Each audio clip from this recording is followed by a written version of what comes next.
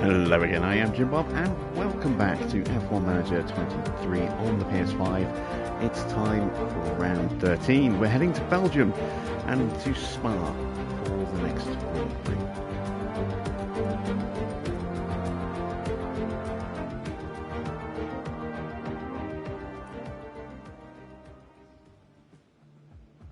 So here we are then at Spa for our next sprint race. And I'm really hoping that it's going to be a good one. We showed some good pace in Hungary. The threat of Alonso is still there, but he had a bit of a shocker in the last race. So that threat never really materialised last time out. But this could be a different kettle of fish. This is very much a speed circuit, and there are quite a few cars that have got quite a bit of pace at the moment. Ferrari are nearly there. Red Bull lacking a little bit in the last Grand Prix. We might see them be a bit better here. Obviously, we should be very quick here, and Aston will probably be very quick here as well. So it's going to be a very interesting weekend, I think. And the addition of the sprint could really shake up the grid a little bit as well. Let's see if we are prepped and ready to go. I believe we got everything done last night, but let's just double check, and let's also take a look at where the cars sit.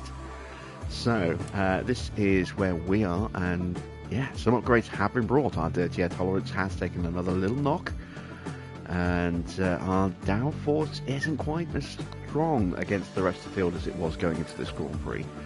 So let's start with Ferrari.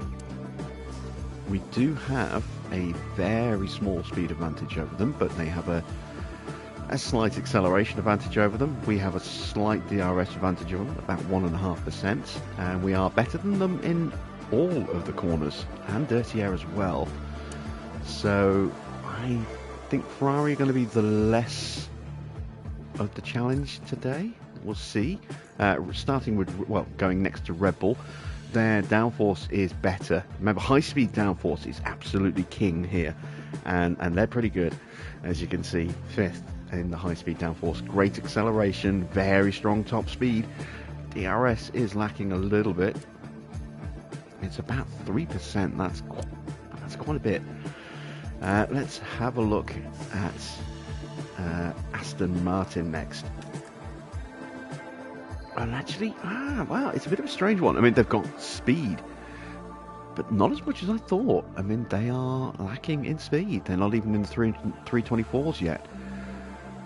Acceleration difference is negligible. DRS effectiveness, at 1.5%, not too bad. They are very good in the high-speed downforce, as you can see. Medium speed, not really an issue on this circuit. Low speed is. And again, very strong there. So, while they don't have the out-and-out pace, they are still going to be very strong here. And definitely going to be a threat, I think. And let's have a look at Alpine as well, because they do like to throw themselves into the mix from time to time. We saw some good racing from Ocon last night. Not the greatest in terms of speed. Very good DRS though. Pretty good in the corners. Their dirty air tolerance is high, which is really helpful for them on this circuit. Help them follow through those corners. Yeah, DRS is competitive at 72%. Again, lacking in some speed though. Nearly an entire kilometre an hour slower than us in terms of top speed. So I think in terms of challenges, we're looking at Aston, Red Bull, Ferrari and Alpine in that order, I think, for tonight. We shall see. We shall see how it goes. We have all the spare parts we can make, that we need to make as well. We do have parts on the way. New front wing and new rear wing should be ready for Zandvoort, which is our next Grand Prix. And as you can see, we've got a couple of research projects going on, which we shall be able to deal with, setting up some new ones during the mid-season break. Everything else is pretty much good to go. We're not doing any scouting right now, but I don't think there's anything we need to scout. So we'll leave them idle. We're not going to be able to carry across that scout knowledge into the next season. Although I suppose we could use this as kind of a way to scout some potential drivers for our next team. So let's allocate some out. Let's have a quick look. Oh wow, we've done most of the drivers, haven't we? We've done a lot of the drivers. Let's scout some of these younger rookies. Let's scout Freddie Vesti. And we'll take a look at Dennis Hauger as well.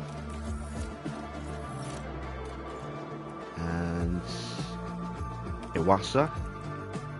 We'll take a look at him. We might actually know a couple of these drivers depending on who we go to. And we'll take a look at Doohan as well. There we go. So, for example, if we were to go to Haas, there's every chance that we would actually already know the information about Iwasa, because he would be one of our drivers. But that's assuming he stays there across the change in season. Right, with all that done, it's time to do our performance targets. Let's see, Q3, 2 cars in, that's the incentive. That should be straightforward. We're going to try and get 2 in the top 4, and both cars into Q2. As far as fastest lap goes, that's the incentive. So finish position will go 2 in the top 3. Finish position streak is a new one, 2 in the top 6 for 2 races. Oh, we should be able to do that. And we are 2 down on our quali streak, 2 of 5 races, 2 in the top 4. Right, let's head to Belgium.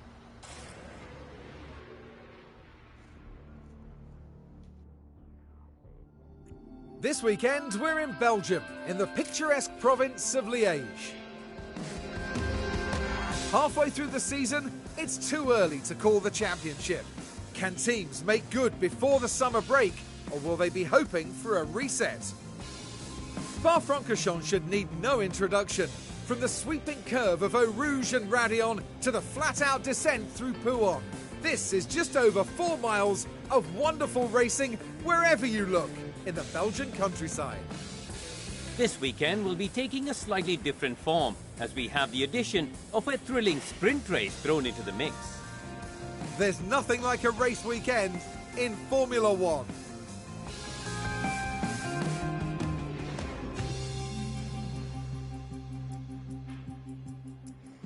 So hello to everyone in chat. Becky and Farah are here, and hello to everyone else who hasn't said anything yet. Right, weather-wise, it's going to be cloudy today and tomorrow, and then partly cloudy with a little bit of sunshine on the race. Right, we're not going to put Teo in the car because it is a sprint weekend, so we need the time to make sure our drivers are as prepped as possible. Let's have a look at parts. 9% engine will last, but it will be very slow. ERS will go 16% on that one. Next race we're going to put in this engine, or this ERS unit for George. Once we get those new wing parts, we'll go with a 31% gearbox. And run length for Spa is 15 laps, so no need to change that. We're going to drop the pace. And for Lewis, we'll go with the 58% engine. We'll go with that ERS unit. And we'll go with that gearbox. There we go. Right, let's get the setups on the car. We'll start with Lewis's car because we're already here. I have 4 in the book to choose from. We'll go with the last one so far. So that's a 2.5, a 10, a 5.5, a 3.2, and a 0.05. There we go. And let's do a setup for George now. We'll go with a 4, a 9.5, a 3.7, a 3.4, and a 0.85. There we go. So let's see if either of those setups work. As always with sprint weekends, we approach practice a little bit different. We call them in as soon as we have feedback to get them turned over and back on track as quickly as possible.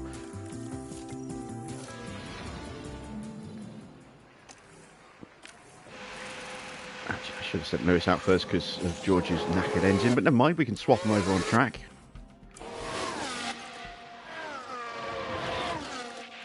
so it appears I Avoid forgot curbs. to do that. Avoid all There we go. curbs. Understood. So, yeah, with the engineers, obviously they have the three stats. They have the communication, which is one of the stats. They have feedback and composure. The composure is what enables our drivers to get the best out of their confidence. So the better the composure rating of the engineer, the greater the confidence gain when a driver does something good, like overtake or defend, and the less, and also it has a reduced impact on negative modifiers to confidence. So if you make a mistake or you get overtaken, it reduces the amount of confidence that you lose the higher your engineer's composure rating. Feedback is pretty straightforward. That is how quickly you get feedback on setup on the car, and the other stat is how quickly you form a bond with your engineer.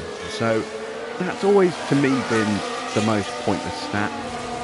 It's always been down to, in the previous game, it's always down to, go away.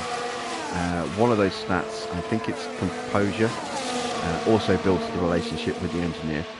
The other one is obviously pit crew management. Now that's always been an important one. You know, it helps give you that little edge in your pit crews. But if you've got a good pit crew, it's less important. In getting the car set up, it was always good to have a great feedback rating. In the new game, in this game, I think the most important stat for engineers is the composure. It's how well they are able to manage their drivers' confidence levels in the race in terms of those gains and losses. Because confidence is king when it comes to drivers in 2023. It really does make a huge difference, as we've seen. A number of times we've seen one of our drivers get into peak confidence and just make the car sing and dance its way through the field.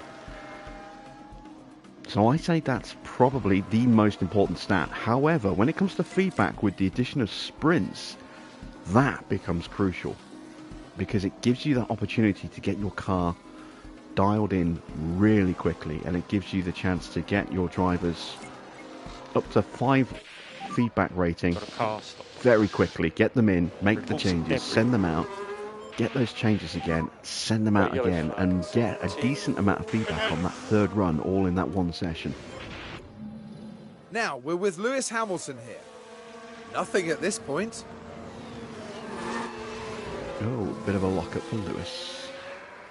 It's a bit of a shame, but hasn't done anything too drastic. Just cost him 2% on his tyres. That's fine. Evening, Andy. Evening, Horrific. Good to see you guys. And we are close to feedback already for our drivers. There we go. There is feedback for Lewis. It's 81%, which isn't great. Change is definitely needed, but we're going to call him in immediately.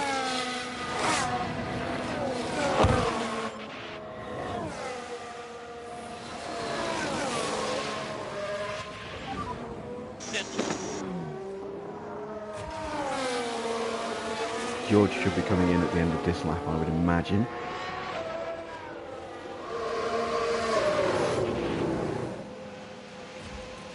So what changes do we need to make? We need to change the rear wings. So, interesting. Let's try putting him on George's setup then. So, we'll go with a 4, a 9.5, a 3.7. That's a bit of a risk. Alright, let's try the other one I've got, which is a 3.5, a 9.5, a 4.6, a 3.15, and a 0.3. Let's have a look at that. That is looking pretty good. Yeah, we'll give that a go. Car cruise temperature's okay, right? Alright, we've got feedback from George now. He's at 88%, so changes needed for him as well. Just say what you'd like on the balance. My chat's crashed again. Yeah, reload that. Copy.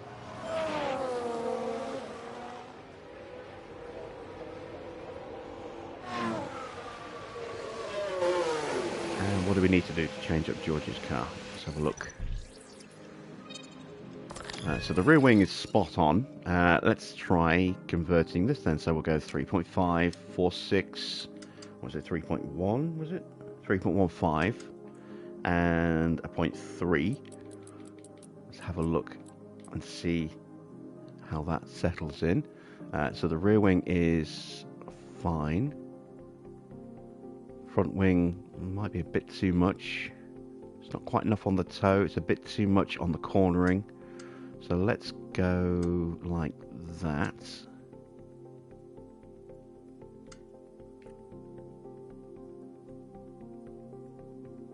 And let's try that.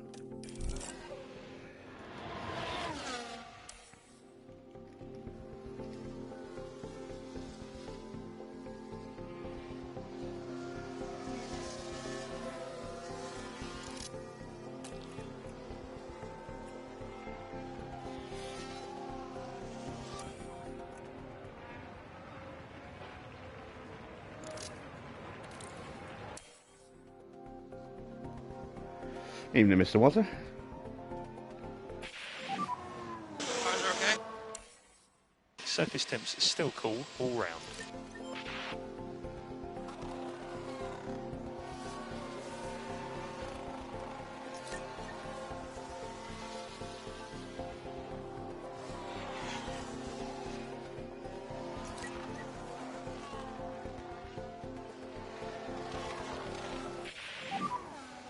Are you happy with higher temp? Yes, we're fine with tire temps, George.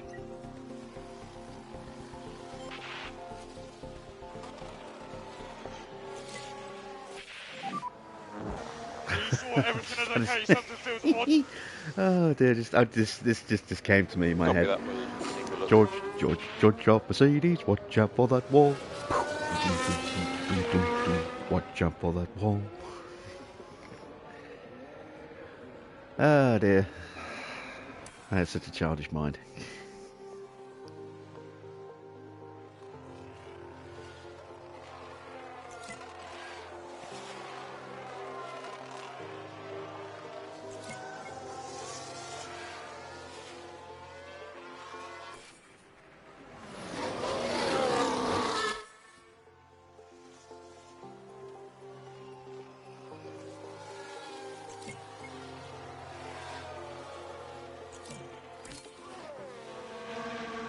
You have no idea where that's from. George of the Jungle. It's the theme tune to the Brendan Fraser movie, George of the Jungle, just slightly reworded. 92% for Lewis. Let's call him in again.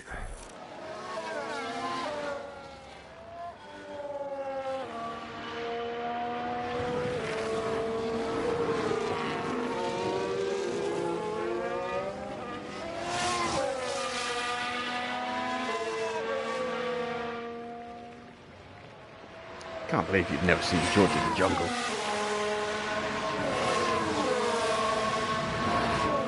I mean, it's not a great movie, but it's entertaining enough.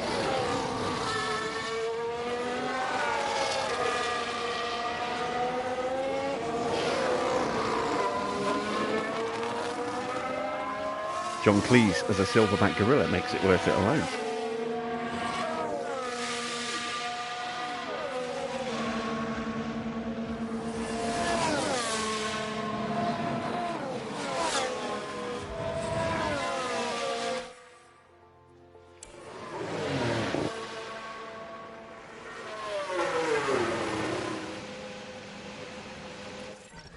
Okay, so we've gone a bit too much on the cornering. Let's pull that back in.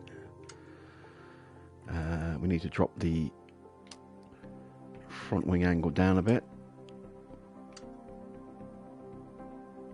I think we're looking at something like that, maybe a bit more. Is it going to be a 2.5? It might be a 2.5.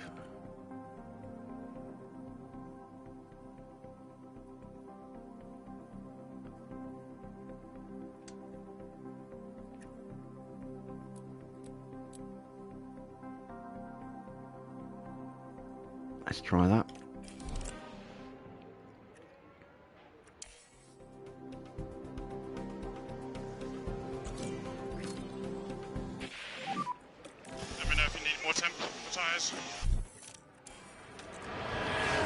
96 for George.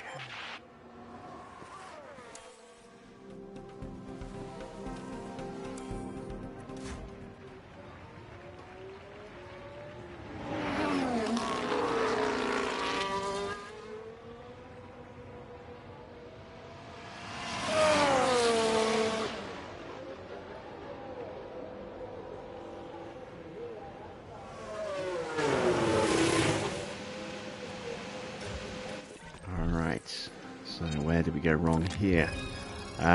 Looks like we need to push the front wing up a little bit, but we can try and do that by other means. That kind of has to go...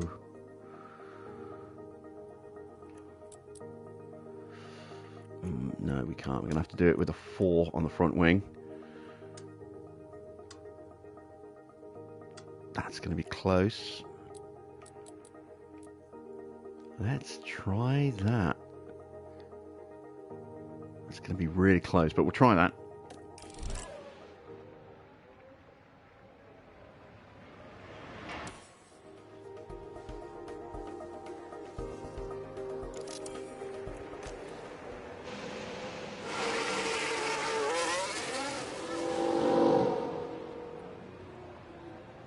How many points is he behind George now? 15 points, I think.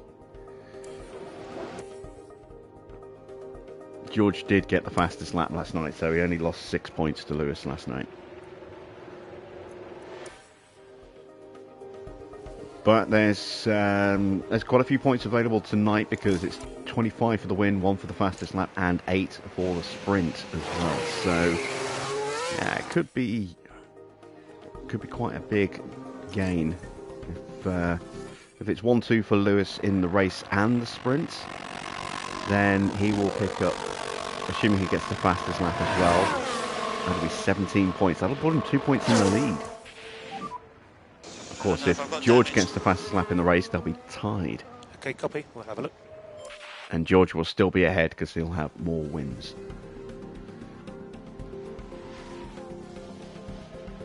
Both drivers getting brand new engines tonight.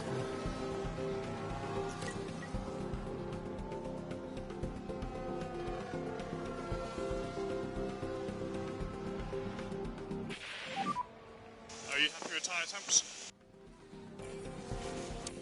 And as you can see, we've been able to get some partial feedback on those changes that we've made. 2 bits of feedback for Russell. We might possibly squeeze 3 for Lewis. We'll see by the time we get back to the garage.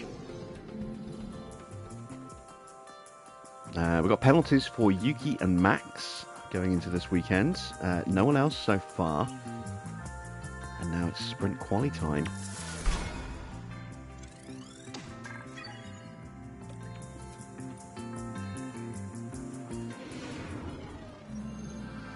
Welcome to qualifying. Let's find out who's got what it takes as we establish the grid for the sprint. As usual, drivers have 3 parts to qualify for their grid position. Unlike a regular qualifying, however, today will set the grid for the upcoming sprint. Here's Fernando Alonso. Big question, how have things been for him heading into this qualifying session? They must be feeling good after their fast lap times in practice. Confidence can do great things for a driver, so I'm excited to see how they handle qualifying. So stay with us, folks. It's sure to be a good one. That engineer had a weird space entity floating around his neck there, pulsing away. I've not seen that one before. Right, let's have a look at the feedback that we got. So we were optional there. Well, optimal, sorry, not optional. Don't know about traction. We did get the cornering right. I'm going to screenshot that just in case it is good enough. And let's take a look at Lewis. That's looking more encouraging, although again we still don't know about cornering or straights. Everything else is good. Again, we'll screenshot that as well, just in case. And then if they work, we can throw those values into the book. Because once they've gone out and done a lap, we lose those values. Hence the screenshots now. Let's put in the good bits. So both drivers, as I said, getting their new engine tonight. And we'll go with that ERS for Lewis. And we'll go with that gearbox. And as for George, we'll go with his 99% new engine. Have to go with that ERS unit, otherwise we'll take a penalty. And we'll go with that gearbox.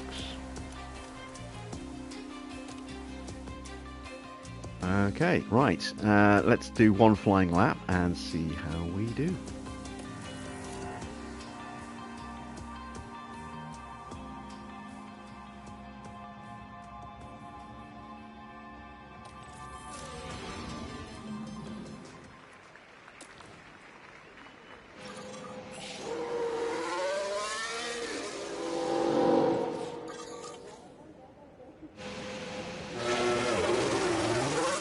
Friend of yours is catching up on Final Fantasy after having never played them. He started at 7, rated them as 987. I've never played 9. I know a lot of people who say that 9 was their favourite. Never played it, so I don't know how good it is. Loved 7, loved 8, never played 9, critical. loved 10. Yeah, I agree. Didn't play 11, didn't play 12, played 13 part 1. And that was the last one I played. I've got the demo for... well, no, tell a lie, I did play the 7 remake as well, which I just couldn't quite get into for some reason. I don't know, it's just... for me, I think... Much as I love the story of 7, I think just, the overall presentation of 10 was better. Just because it was a bit more modern, and the character movement was a bit nicer, moving around the open map and stuff.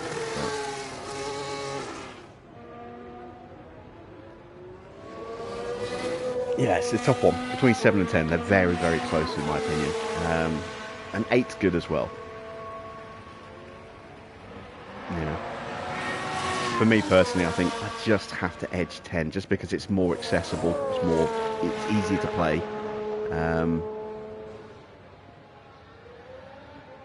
And 7 is a very, very close 7, because I loved the story in 7. And 8 is just a little bit behind them, but only just.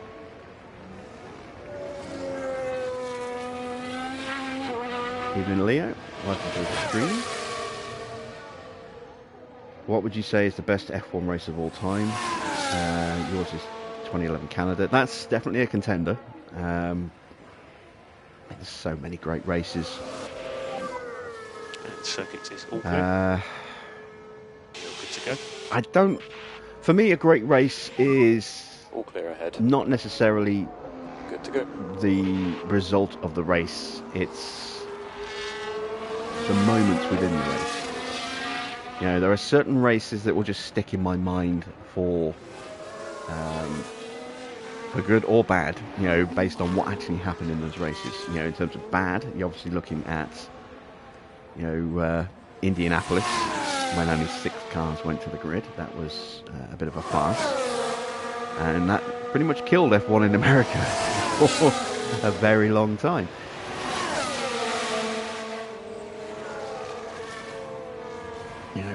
Barcelona in '91. It wasn't an amazing race, but the battle between Senna and Mansell was brilliant. That still sticks in my mind. Obviously, Canada 2011 was an incredible race if you take the 2-hour rain delay out of it, where you just sat and did nothing for 2 hours waiting for the race to restart. But everything else was well, I say that. The race didn't really become a great race until the end. The closing 20 laps of the Grand Prix.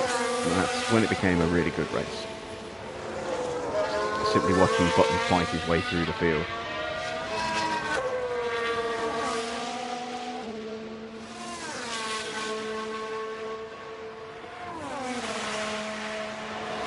Obviously, Brazil 2008 wasn't a great race, but the drama at the end makes that a memorable moment. You could say the same about Abu Dhabi. Not really a great race in 2021, but the drama at the end makes it memorable, for good or bad. You know? I don't know. I don't know whether I can easily say it's the greatest race of all time, but it's certainly a favourite of mine. Alright, go with that. Canada 2011. So, George sets a time of 1:40.5. Hamilton half a second off the pace. Might have had traffic. I was busy chatting away and not really paying too much attention. Brazil 21. That's when Hamilton put in his rocket ship engine, isn't it? Yeah, that was a great race. Because that was the first sprint that was a sprint that truly delivered. You know, watching Hamilton start from the back of the grid and fighting his way through in the sprint, and then fighting his way through in the race as well. That was a great race. Whether it's my favourite of all time, I don't know. Again, I've watched Formula One since the 80s, so it's too many races to recall. You know, it's just too many.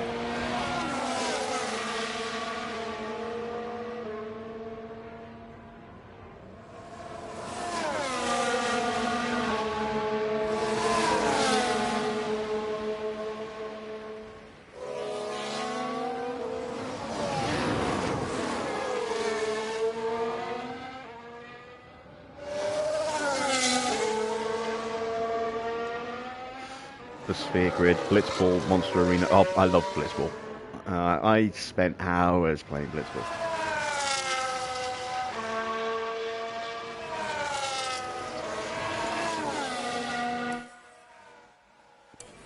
Alright, well, we should be through. Leclerc looking quick. A 1:40.449 just tips out Russell, and now Verstappen goes 1,000th of a second faster. Ooh, that is close. Alonso is off the pace right now, but he's still got plenty of time to put a time in. We're going to sit in the garage, I think. There's no reason to go back out again.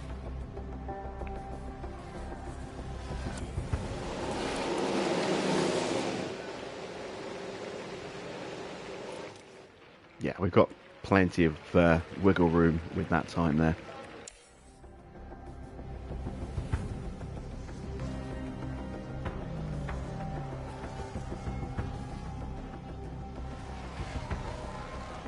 And Stroll has gone to the top of the grid. So I did say the Astons were probably going to be the biggest threat this weekend, and Stroll is throwing it up there. Let's see what Alonso can do.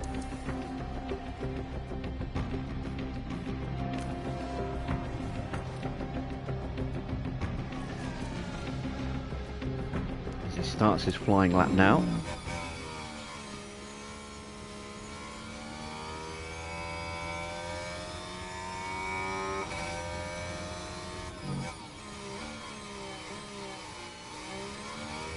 '94 Australia, Hill versus Schumacher. Yeah, I mean, the fight doesn't really stick in the memory so much as the outcome of the fight.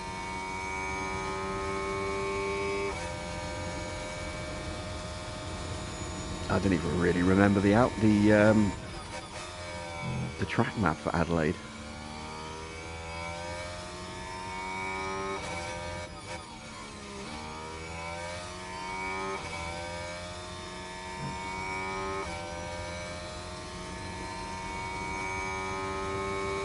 Whoa, look at Alex Albon in 5th place. We should have looked at Williams before the start of the race. Look how far up they are. Tsunoda's in 8th as well. Evening, Marcel. Alright, so Alonso is going to be safe. Perez in trouble at the moment. Alonso gets within a 10th.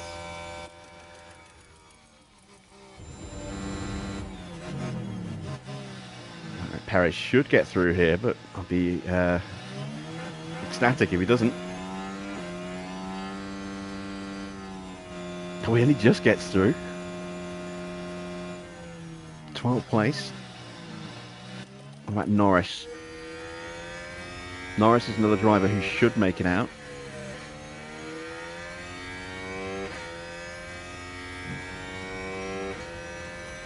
Schumacher taking out Hakkinen at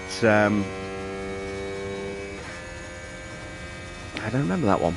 I remember Schumacher and Coulthard having a big coming together at Spa in the rain, and Schumacher went ballistic back in the garage and tried to punch out Coulthard.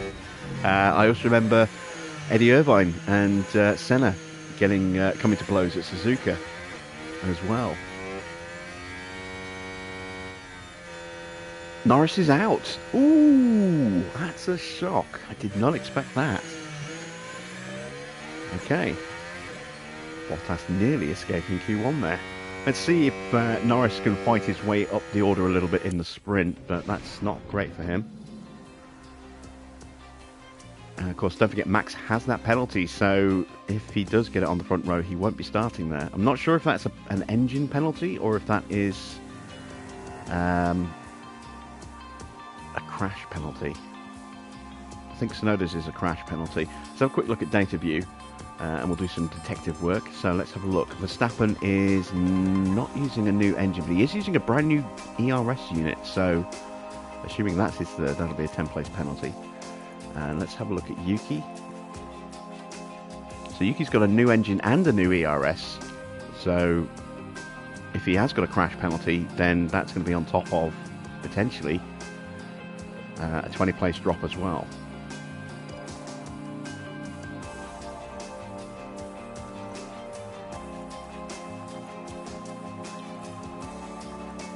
Go with those softs. Again, just the one lap should be enough, but we might have to be a bit more careful with traffic. We might have to send them out for a second lap, because it's going to be a tight grid, I think. I'll send George out first this time.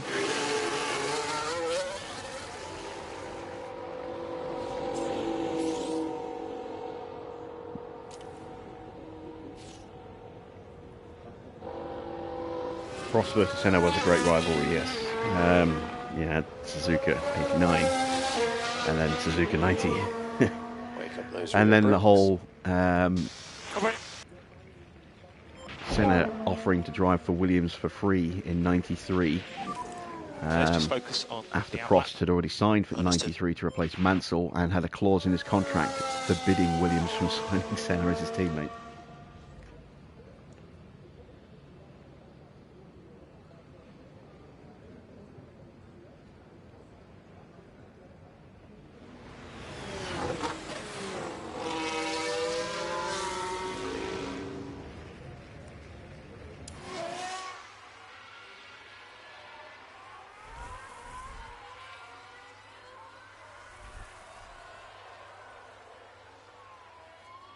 Alright, Alonso is coming out into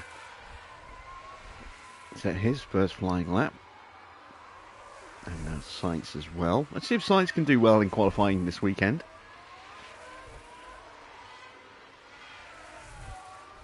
A couple more cars coming out. We've got Ocon and Perez making their way out. Now Stroll exiting the garage as well. And Gasly.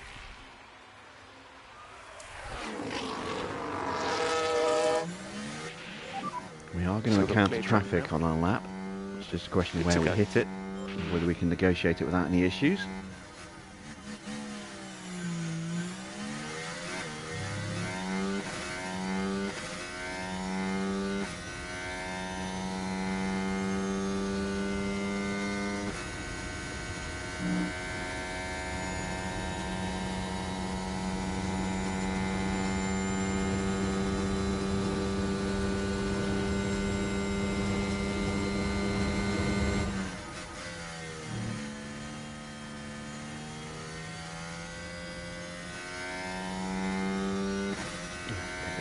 Again, refresh. George with the advantage so far.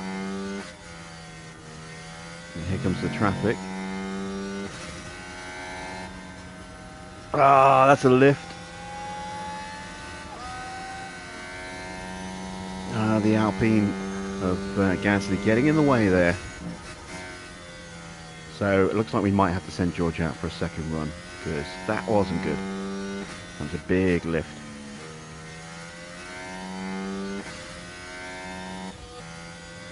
Let's see, can Lewis negotiate these two?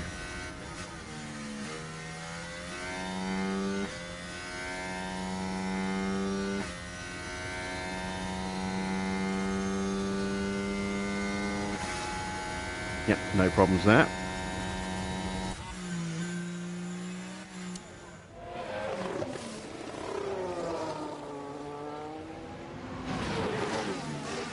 Uh, 141.3, that's not good. If we can just get that delta negative.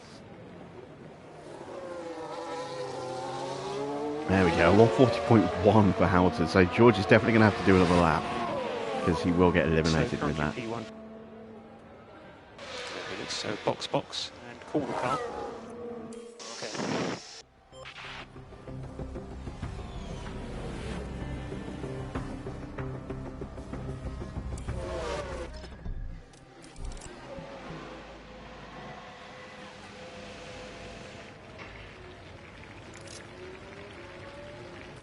Gee, is that going to be quick enough? Yeah, it should be okay, those tyres. It just needs to make it through.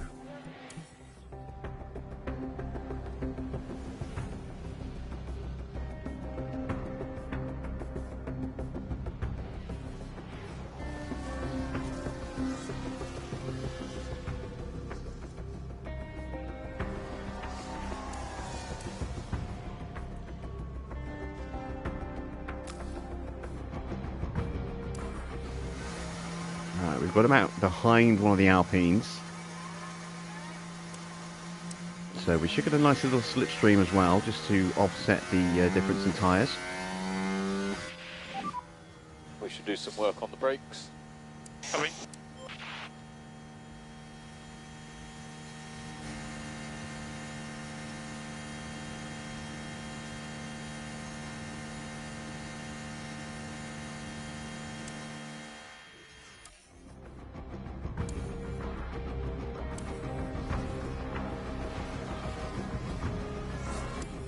Oh, lock up for Danny Rick. Let's see what happened there. Now here we are at the final corner. And there goes Oh, that's the a big steering. lockup. They were just Those unable tyres to took do a much about it. beating there. So that's not great for his prep. Right, here we go then with Russell on his flying lap. Sainz is going to improve. Stroll's going to improve. Magnussen is probably going to improve. Tsunoda's probably going to improve as well. I don't think Ricciardo is going to improve that much. Well, not at all now. I don't think his tyres are going to be up to it. So, yeah, George is definitely not safe with that lap time. And he goes purple in the first sector. So that's a good, strong start. Let's have a look at his confidence level. It's pretty good. So you've taken the checkered flag.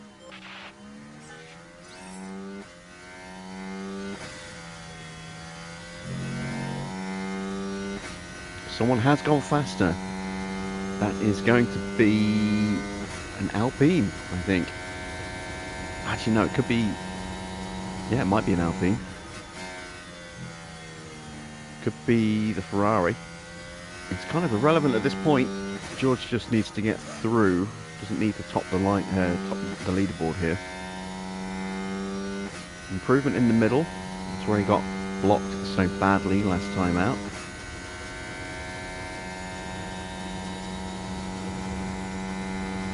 Not quite close enough to get the full benefit of a tow here.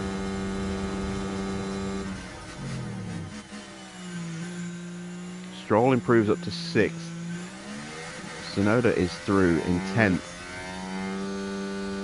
George goes P2. There we go. So that is him safe.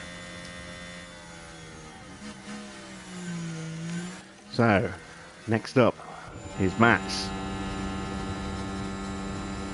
Ocon improves to P11. No, P10. Hulkenberg has not improved. Tsunoda's not through. Hulkenberg is out. What can Max do? Can he knock out Ocon? Yes, he can. He goes P2 as well. And I think Sainz...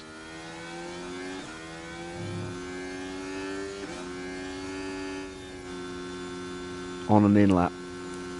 So Sainz has already set his time. There we go. So we're losing Ocon, Hulkenberg, Ricciardo, Sonoda, and Magnussen in this session. Right, top 10 shootout. We will do a 2-lap run on new tyres because we won't have time to do a banker lap on older tyres if we want to do 2 laps on the news. There we go. Right. Let's see how we do. So it's quite a long lap, 1 minute 40 odd. So we want to be going out with about 7 minutes to go, I think.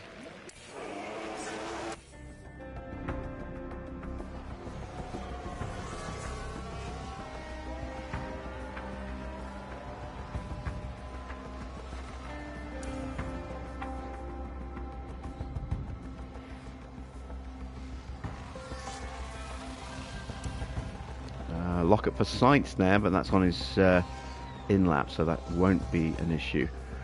Right, let's send out George and send out Lewis.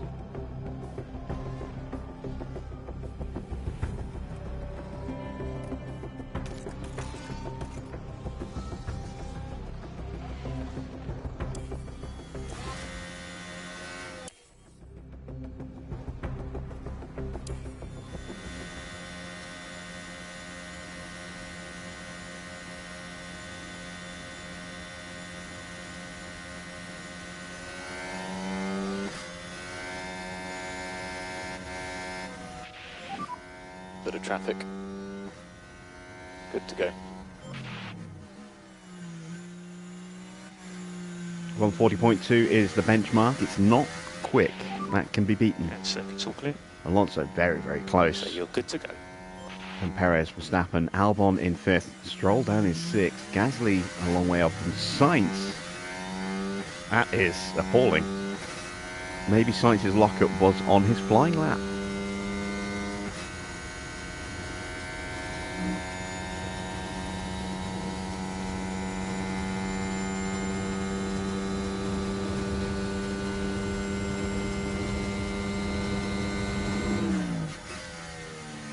So, not purple in the first sector for George. And he's carrying 2 flying laps worth of fuel though, so maybe he'll be quicker on the next run. Same for Lewis.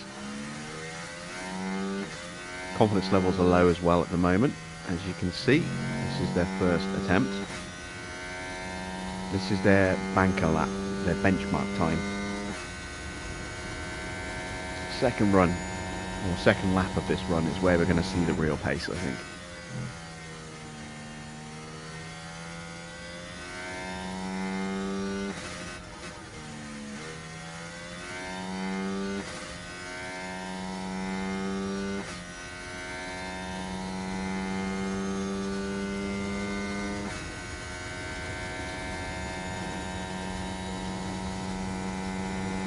Realised we never checked to see whether our drivers have hit 100% feedback or not.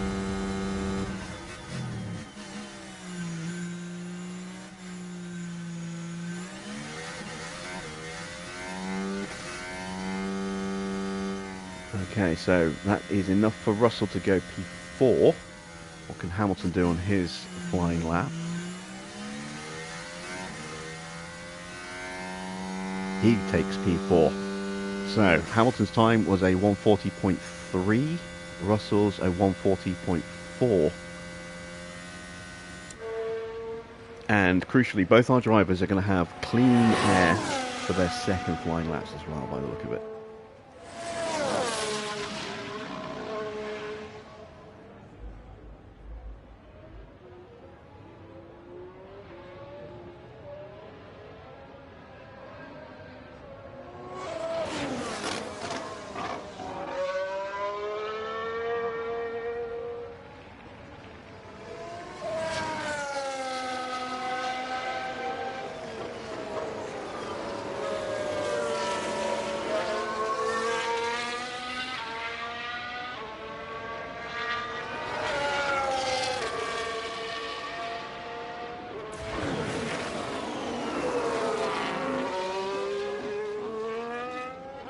Is that Ferrari on a flyer? I don't think it will be, but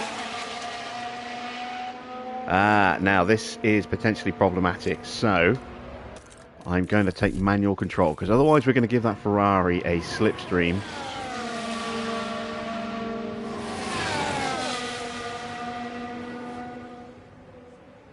So we want to break that gap a little bit.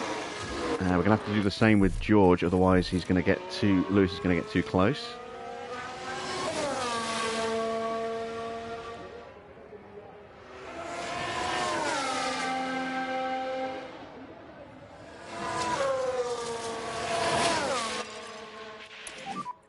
And happy to pick up the pushing level. Coming. Let's push. Understood. Still getting a little bit of frame stutter Push and on hold, this overtake. corner. Coming. It's not quite as pronounced as it was last year. Use the overtake. Understood.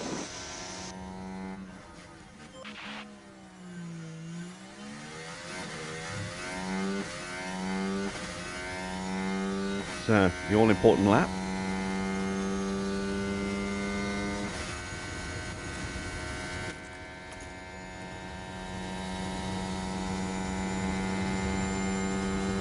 Confidence is not as high as I would have liked. Still no purple.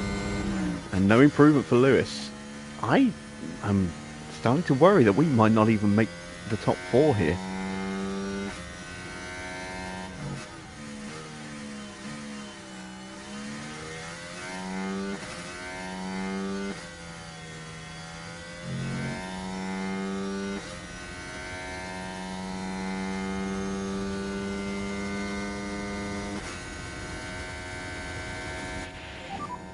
Now you've taken the checkered flag.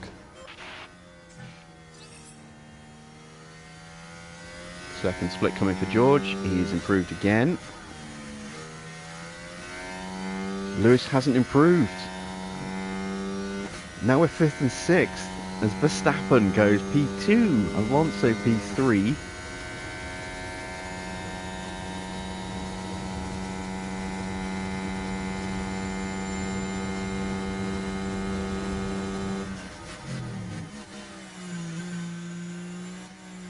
George up to the line, and he takes pole. And Lewis does not improve. He's 6th. Wow. Look how close the top 6 are.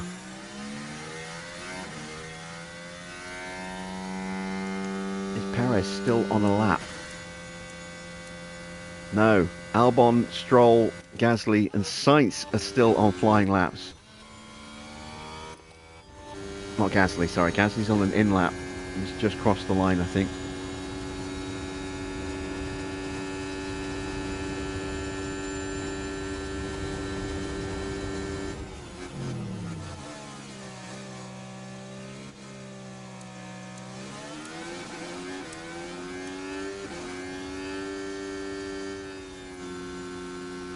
And Sainz is still way off. He's 10th.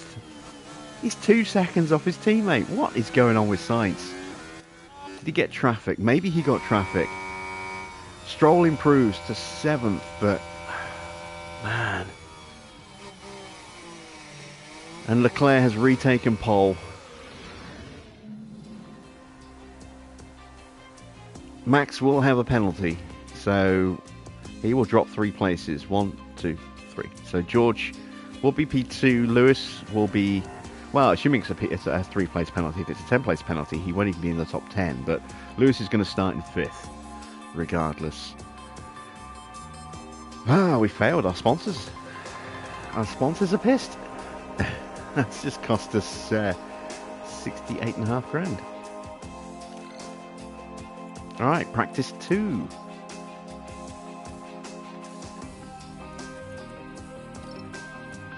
We just don't have the pace that we've had, up until now. That is a little worrying.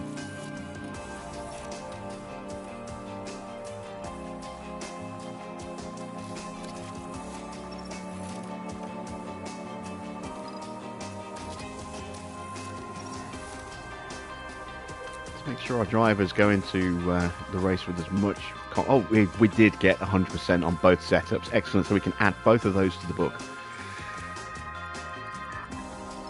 But yeah, make sure we've got as much confidence as is possible going into the race, because we're going to need it, I think.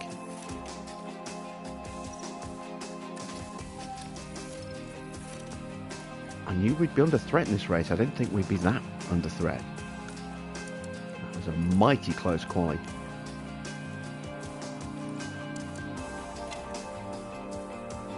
Right, let's send them out on track.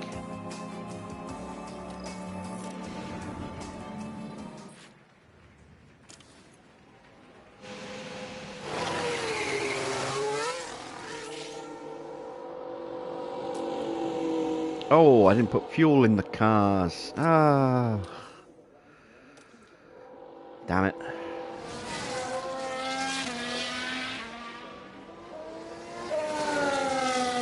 Alright, this might seem counterintuitive, but we're going to call them straight back in again.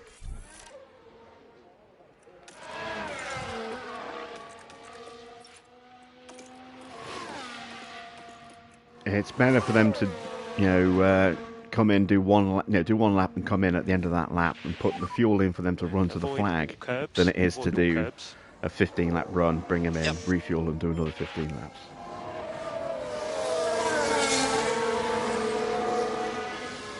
You're debating where to get the Resident Evil 3 remake for $8.64. I picked up the Resi games as a bundle a few weeks back, about a month ago I think it was, maybe less than that. It was Resi 2 remake, Resi 3 remake, and Raccoon's Umbrella Corps for like $12.99. So if you're not in any great hurry, it might be worth waiting for that deal to pop back up again.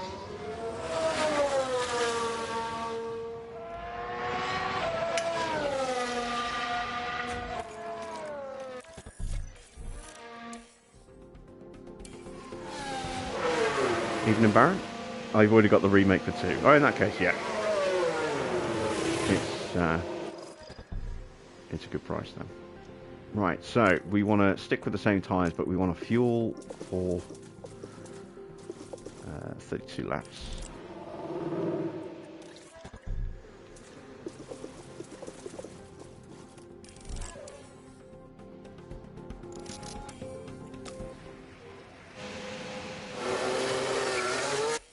Okay, and now that they're out, let's pull up those screenshots and let's add those to the book. So we'll start with Lewis first of all. So that was 2.5, 9.5.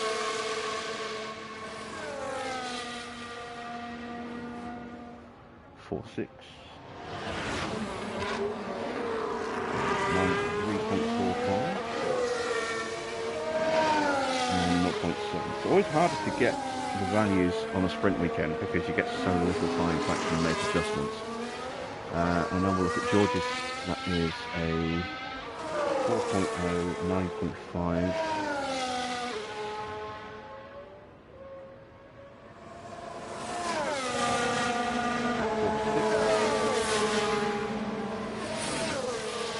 3.2 and 0.35. There we go. So 2 more setups in the book thus far. Excellent stuff.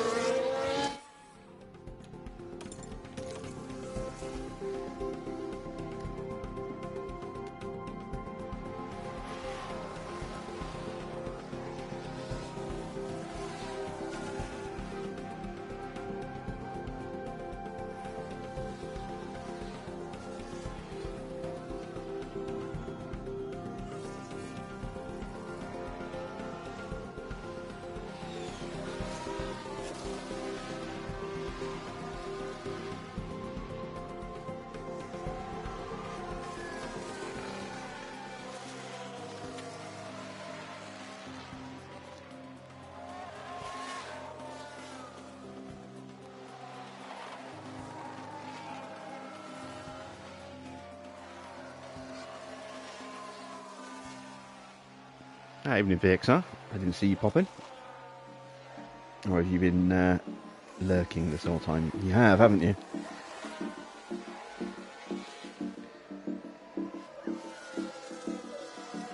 No, you've just popped it at the same time as well. Okay. Got some damage. Step light.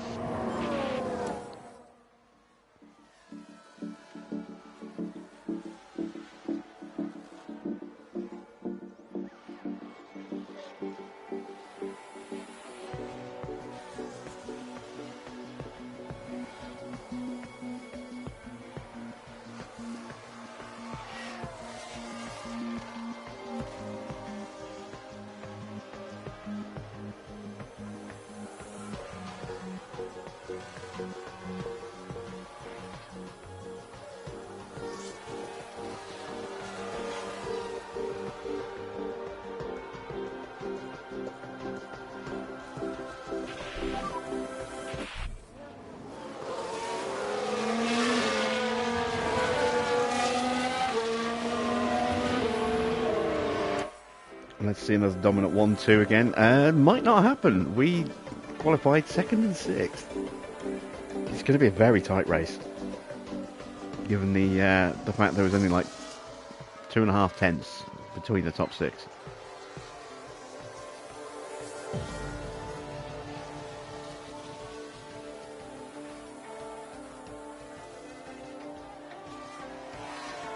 Although Verstappen is going to have to fight his way through.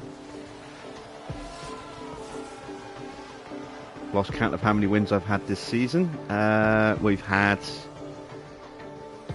12 races. I think we've won 10 of them. 3 wins for Lewis, 7 for George.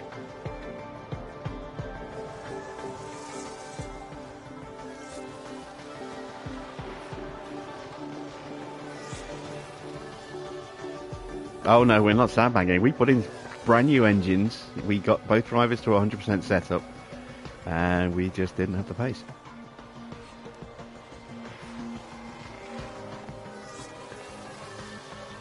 I was always worried that we might slip a little bit because our upgrades aren't due till after this Grand Prix. I think we'll be very, very quick when we get to Zandvoort with a new front and rear wing.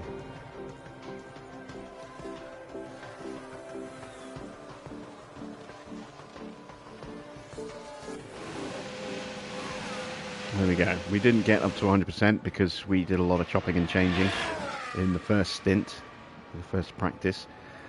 But we got the setups to 100%, which is more important than track knowledge. So let's see how we can do in the sprint and whether we can get ourselves to the front for the race.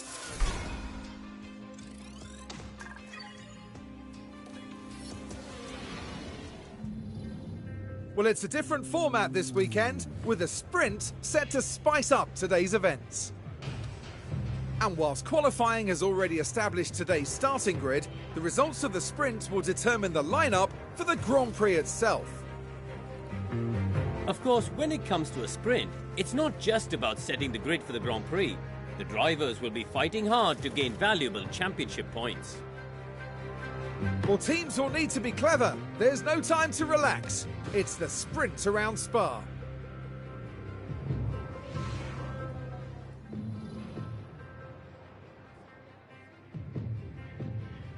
Okay, so we're going to have a little bit of sunshine on this race. Oh no, wait, this is the sprint, so it's clouds, mostly clouds. We're going to go with soft tyres.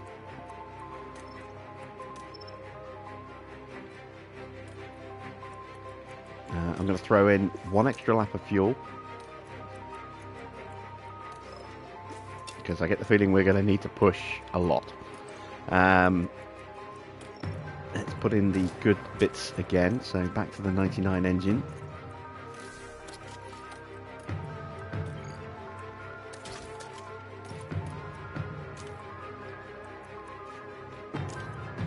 We're going to go aggressive. And it's a sprint, so we want to go with the DRS on the first lap as well. Or ERS, sorry. That engine for Lewis.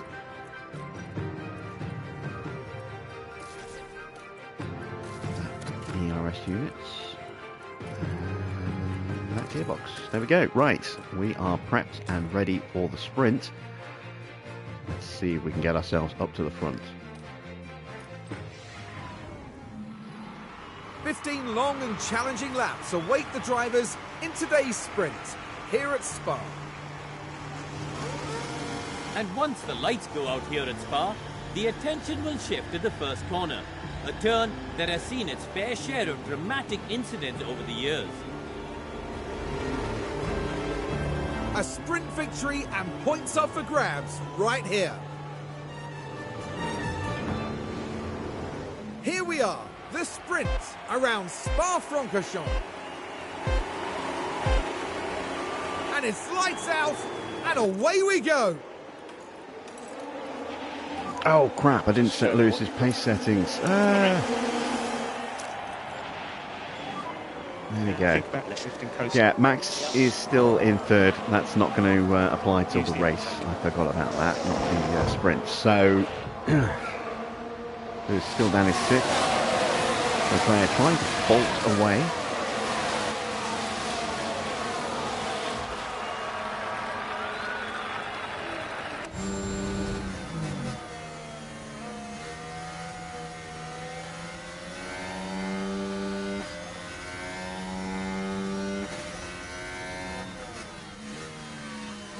Ooh, that was close. And we got the move done on Perez. We're still, we've edged ahead. A good overtake for Lewis there. Why is Alonso on hard tyres?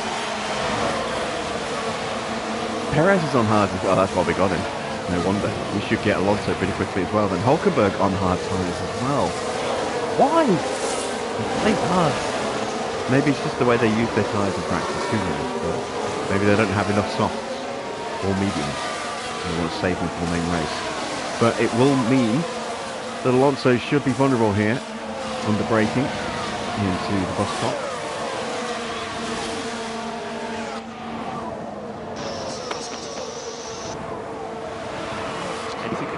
He holds the line.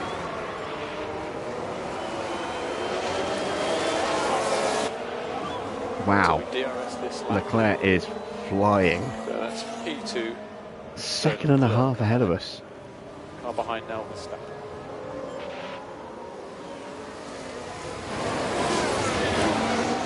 Does Leclerc have a new engine here? Yeah, it's pretty close. 93%. That's as good as new. We'll get the DRS here. Verstappen's going to be looking to make a move. He's not close enough. Lewis not able to get past Alonso there. That is annoying. So head down now.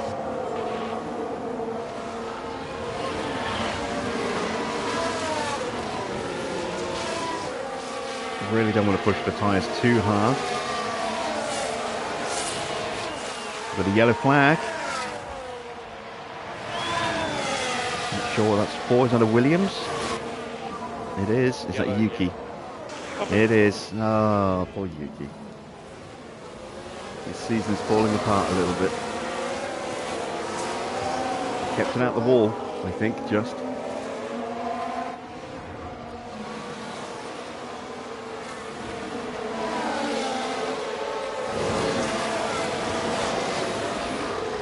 Taken a tenth or so out of Leclerc on this lap so far. A couple of tenths.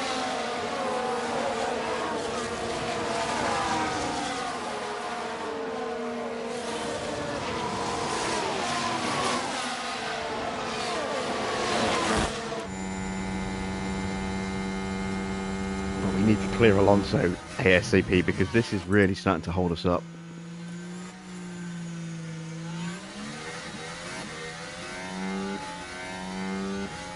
We're going to get him into turn one comfortably.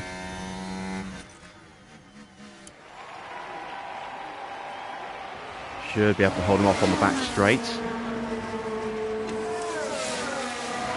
You see a couple of tenths quicker than Leclerc on that last lap.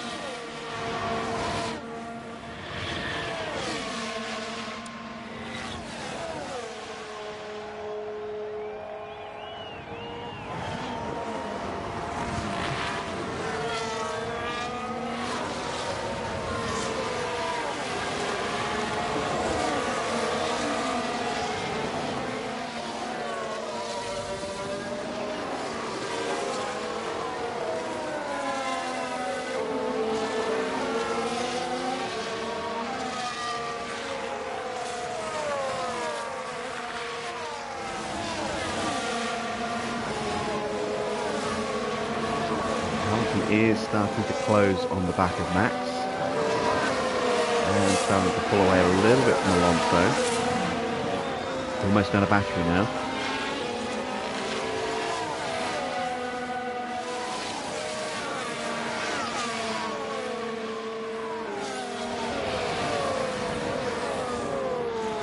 And Leclerc is just quick. Don't have an answer to him at the moment. Maybe on this next lap, once he stops pushing.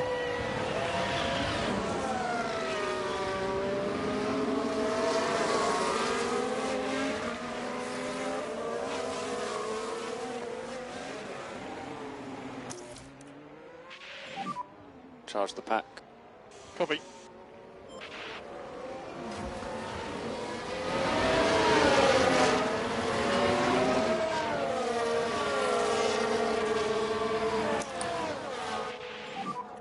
I just have to think about getting Max the is pack looking back a on. little bit froggy here.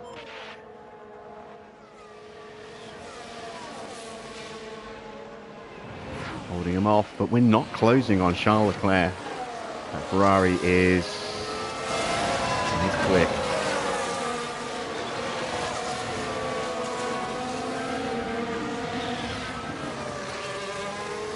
I'm wary of burning the tyres too much.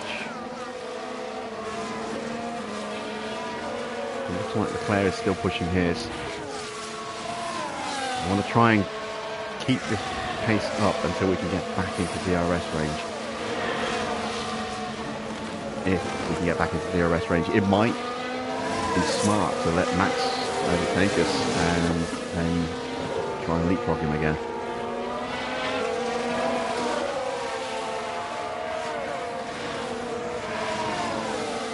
Although there was a risk involved in that, and that we might not be able to get back past Max. And he might scamper off into the distance as well.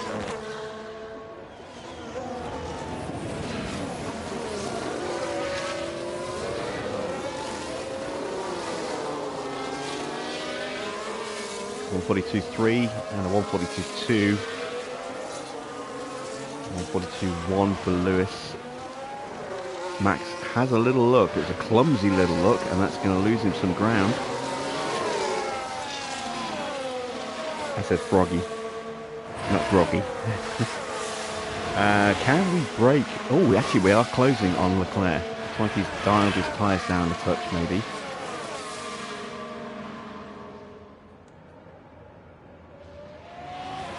He almost got onto the back of Max. If he's dialing his tyres down, Hamilton might catch him this lap and we might drop him with George. We desperately need to get into that DRS of Charles Leclerc though.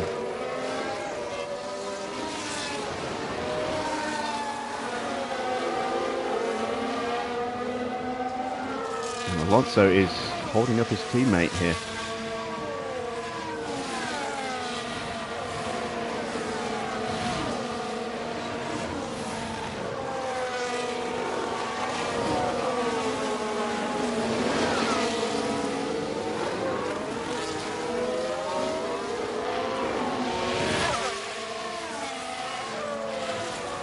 Lewis has caught the back of Max. It's good stuff. So let's ease Lewis's tyres off a touch now. Make sure keep these tyres in good nick. George is so close. Let's just burn the last little bit of battery that we've got. Push and Make hold, sure we do overtake. get into DRS for the Camel Straight.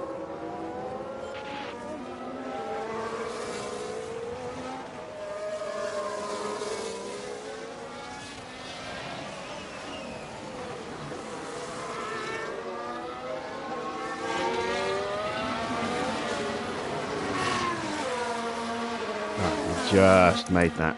Okay. Whew, there we go. Lewis lining up a move.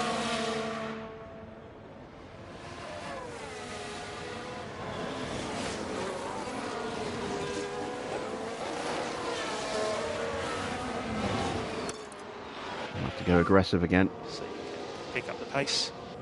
Yep.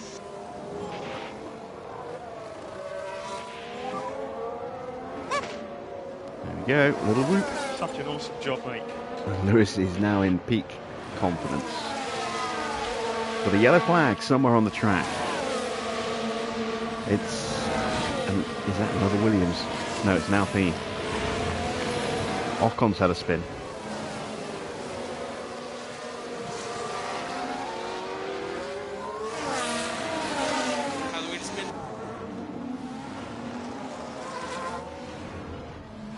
It's not going the way the team had hoped today. Russell has lost the DRS again. Alright, set the tyres back up. Yeah, got feel good.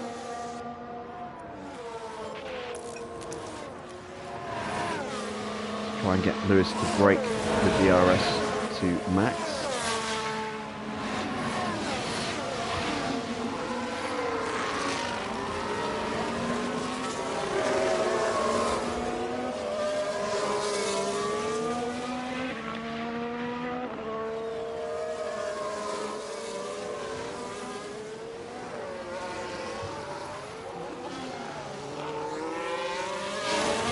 Crucial straight. Need to break that gap here if we can. I think we just managed it.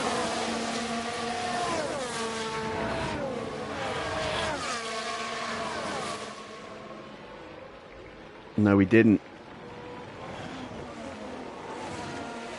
But if we keep pushing, we should be able to stay clear.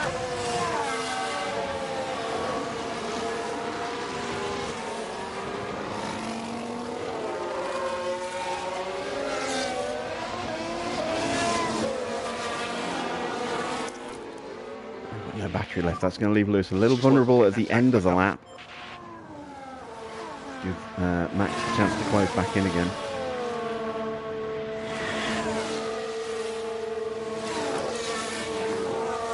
Leclerc is still pushing his tyres, as is Max. Everyone's still pushing their tyres by the look of it.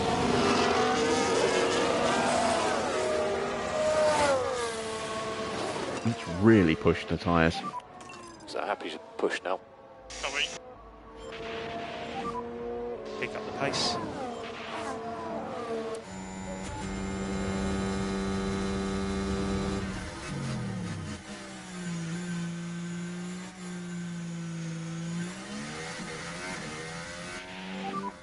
So we are low on battery at the moment.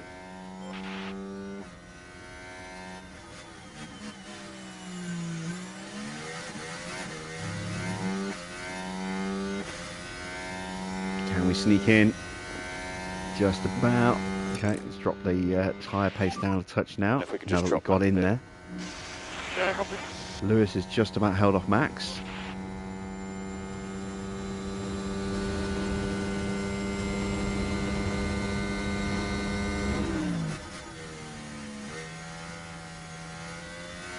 We are definitely going to have to work very hard in the race if the sprint is any indication.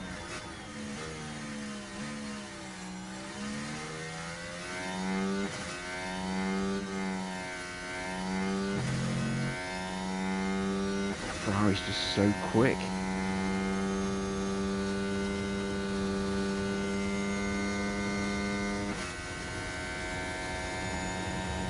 Right, Max has been dropped. George has been dropped as well. Oh my god, this is brutal. And happy to pick up the pushing level. Copy.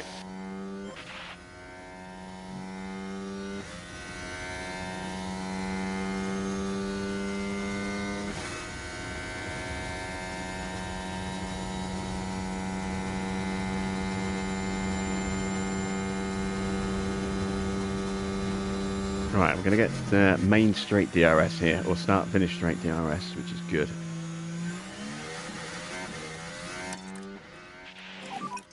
Just reduce your speed. Copy.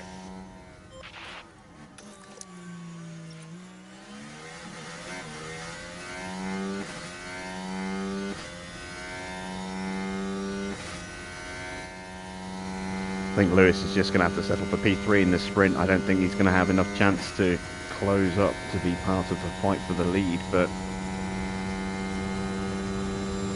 we can try and be a bit clever with George here, try and save a bit of battery, save a little bit of fuel so that we can push harder in the closing stages.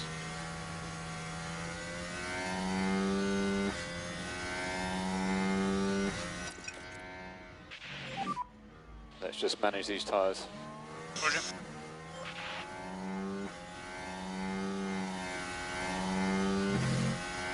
Let's keep an eye on that gap, because I think Leclerc might be on a recharge lap here.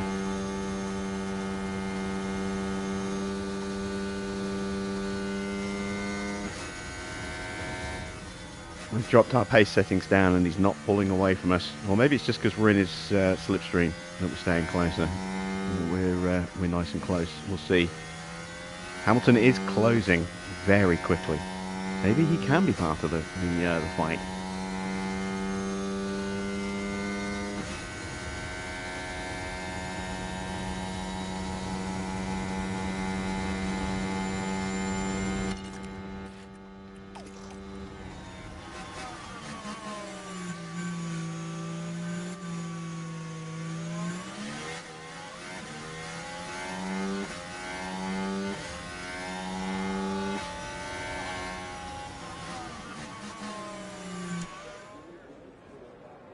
There is Lewis. Yeah, we've left this happen a long way back now.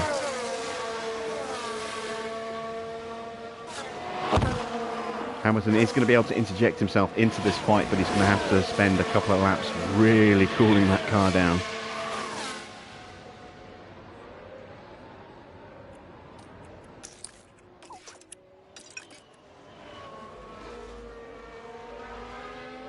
Let's not give Leclerc a chance to pull away.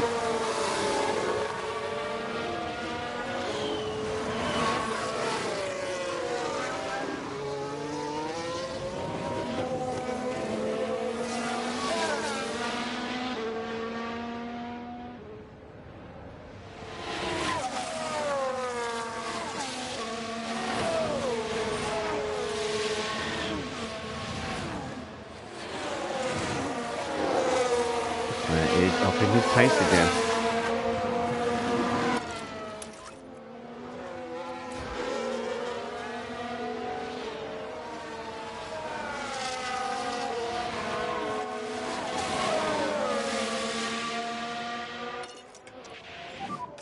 Yeah, we just need to make sure that we don't fall off a cliff on that tyre.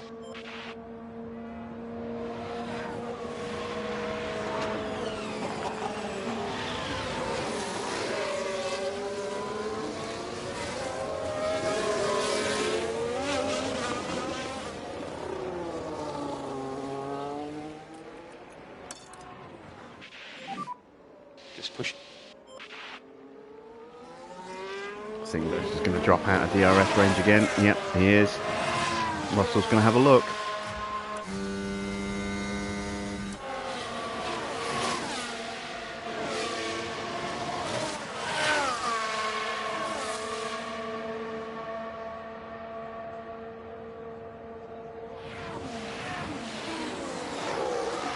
Barely closed on the Ferrari there.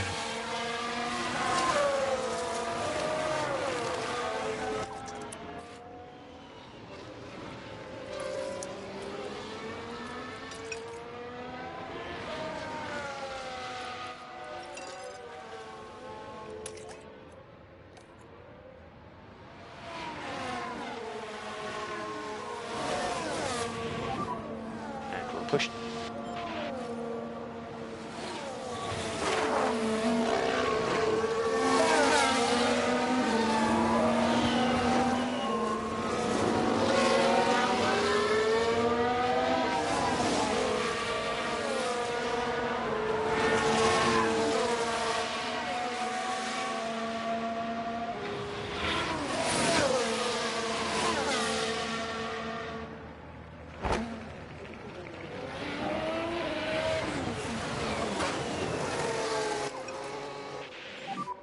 Just introduce a little bit of lift and coast.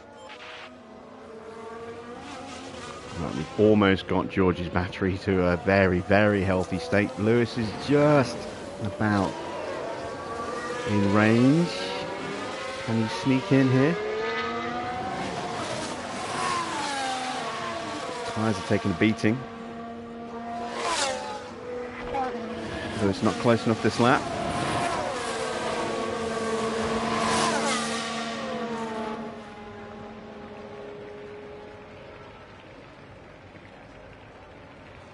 Evening, Victor. Oh, all the Gooners are just coming out the woodwork tonight.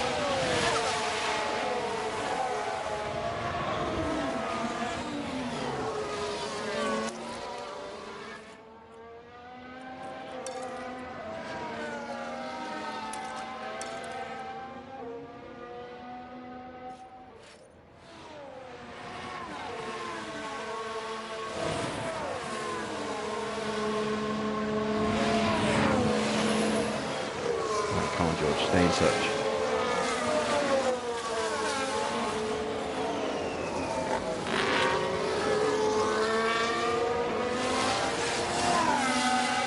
Take a look at tyres. Lewis's are struggling a little bit compared to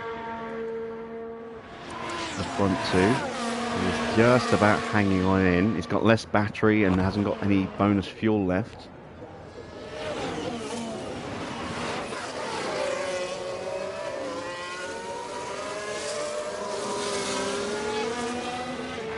But he is now in range. There we go. So 3 remaining. we're going to try and sprint Leclerc, sprint past Leclerc on the next lap, unless we break past him here.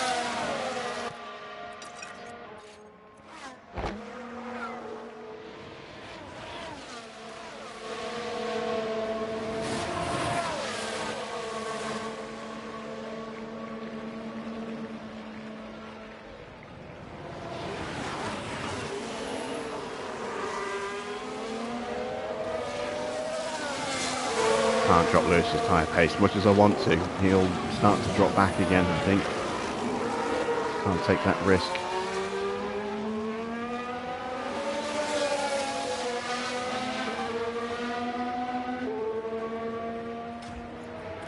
What I can do though is try and get a little bit more battery on this lap, if at all possible.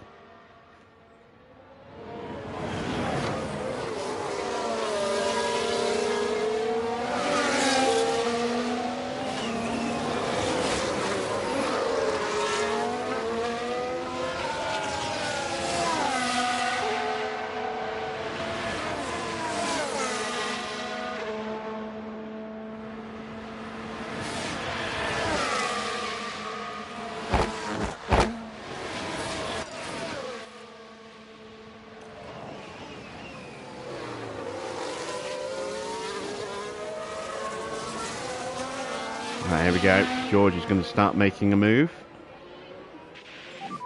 And he's going to make it too soon. Damn it, George. Ah, well, I'll have to sprint now.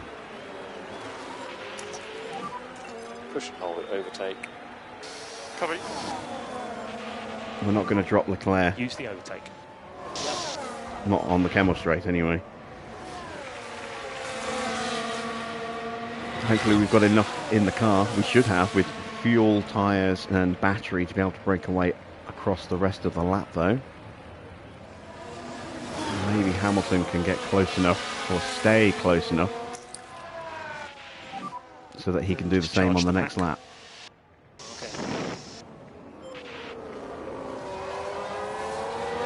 think Leclerc is done.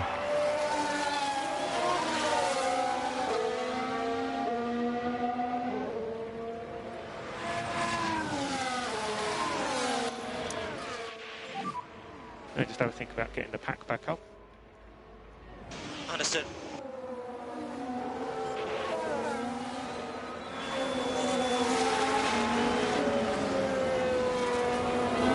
Yeah, Leclerc is done in this race. We've had to work really hard, but we have got ourselves in a position where George is looking favourite to win this, and Lewis is looking pretty good for second.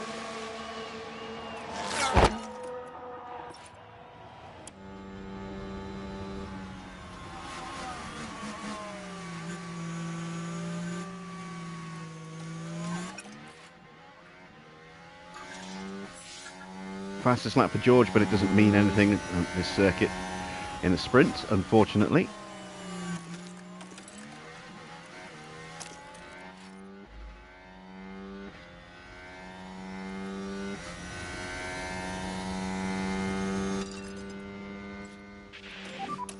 And let's push. Yep. And We can drop the lift and coast for now, we'll make it up later. Lewis got enough left in the car. I don't think he does. I think I've taken too much out the tyres.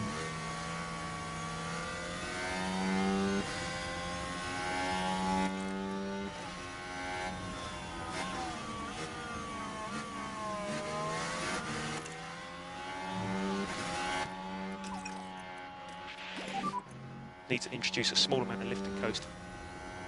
Maybe. No.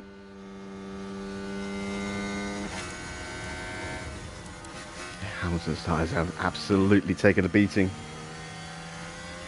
But we've jumped him up to third and we're a long way clear of Max. Alonso's dropped to 7th. Sainz has got ahead of him as well.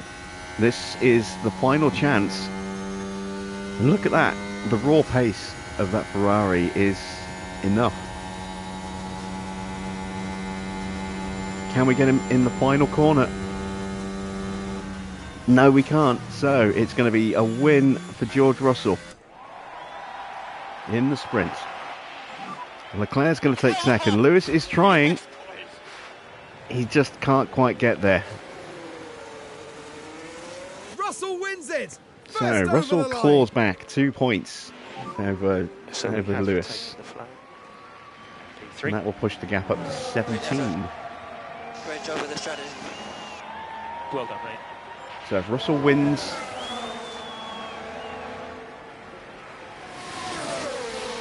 the main and gets the fastest lap,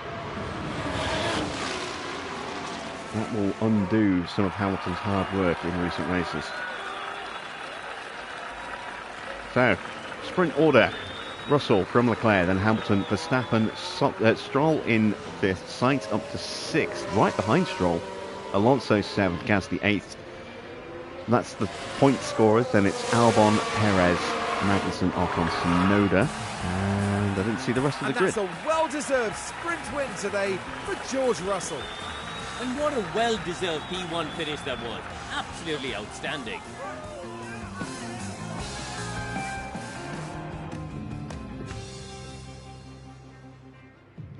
There we go. So Max drops to 4th, and with that penalty, that's going to drop him out of the top 10 for the start of the next race.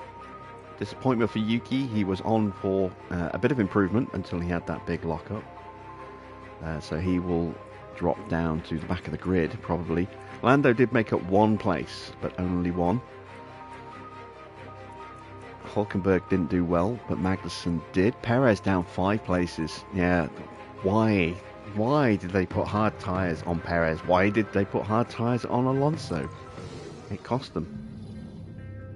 Here we are, folks. We're back for another day of scintillating F1 action. It's race day. Motor car racing didn't have the best of starts at Spa-Francorchamps. Only 1 driver registered for the very first car race back in 1921, so a motorbike race replaced it instead. Times have changed, and now Spa is a solid fixture on the F1 calendar. A sunny day here with only a few clouds in the sky. If things stay this way, the weather shouldn't pose any challenges to the teams. Well, no one can ever predict what will happen at Spa-Francorchamps, but one thing's for sure, it's going to be eventful. That it is.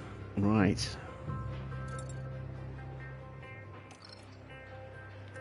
Strategy time.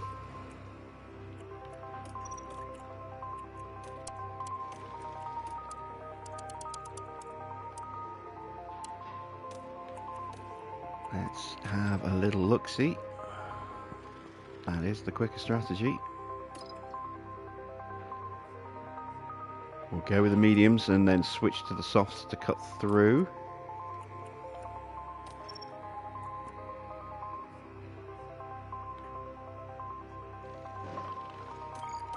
Do the same with Lewis.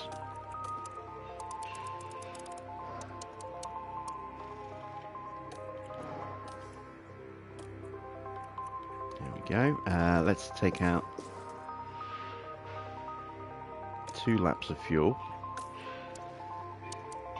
We're going to push at the start. We're going to try and save the battery if we can.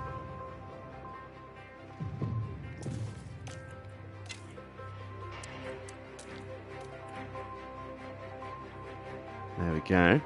And we are ready for the grid. We've got 44 laps ahead of us here in Spa as we get ready for the Belgian Grand Prix. And here's George Russell settling in for the race. They start in P1, but will they be able to stay there? The first corner could be so crucial. And it'll be exciting to see just what will happen here today.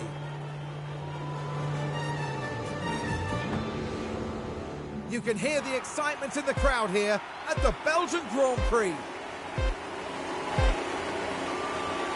It's lights out and away we Leclerc go. is on softs, so is Stroll. So is Sainz.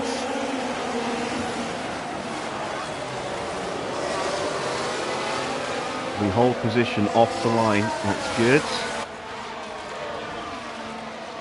Okay, let's go for it.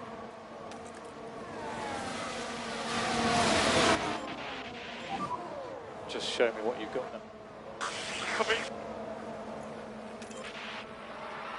Alonso on mediums, Gasly on mediums, Perez on softs this time, Verstappen down in 14th on softs.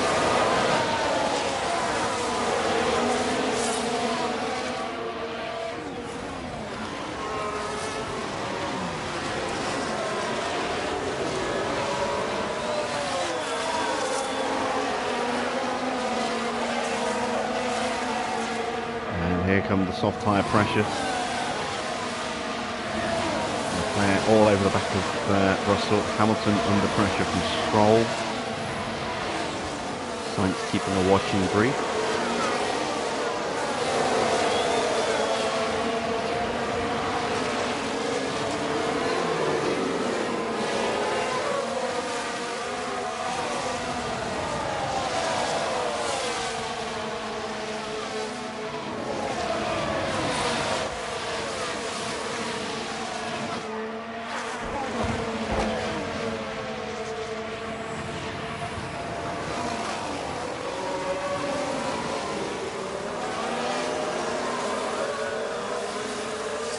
So far, so good.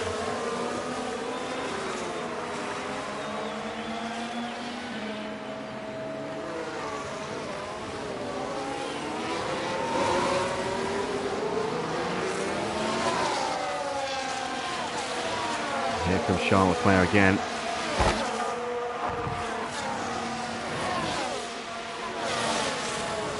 Now Sainz is putting pressure on Stroll, which is giving Hamilton a little bit of a breather.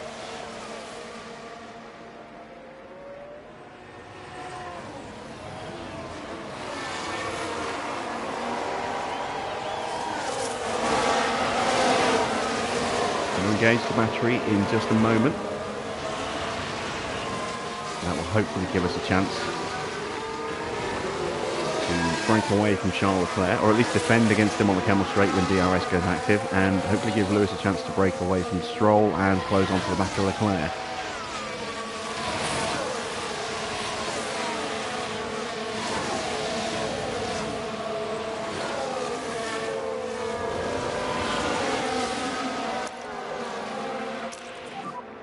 Push and hold it, overtake.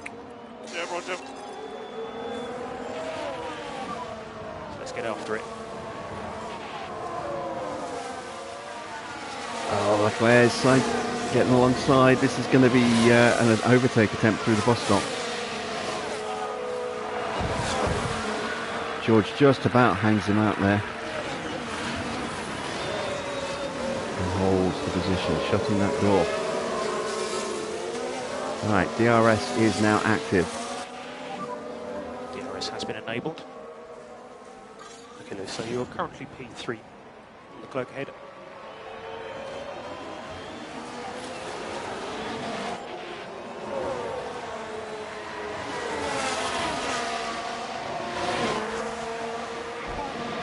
And it's not close enough to get DRS off the back of Leclerc this lap. But we should now start to break away a little bit. We've got a yellow flag. Something going on through Eau Rouge, perhaps? Now this is what happened. Right, let's have a look as we go into turn 4. And wide they go, leaving the racing line. Going wide. And they'll find themselves at a disadvantage. And cutting if they the keep on inside doing of Radion, that. but that's completely screwed up his pace. And you see Max there making a move on him in the background. And still did not get through. Oh, no, now he's got through. Max just completes the move now.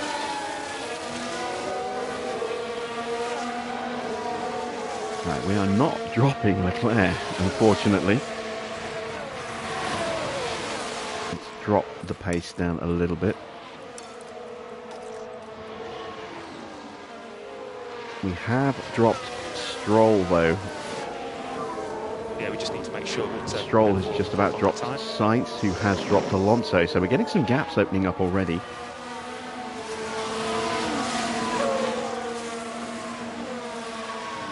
I think Leclerc now is starting to ease off.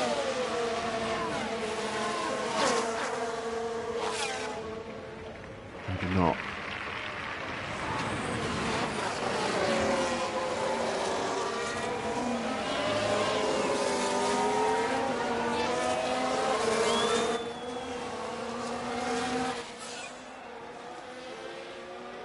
So it's the fastest lap of 144.3.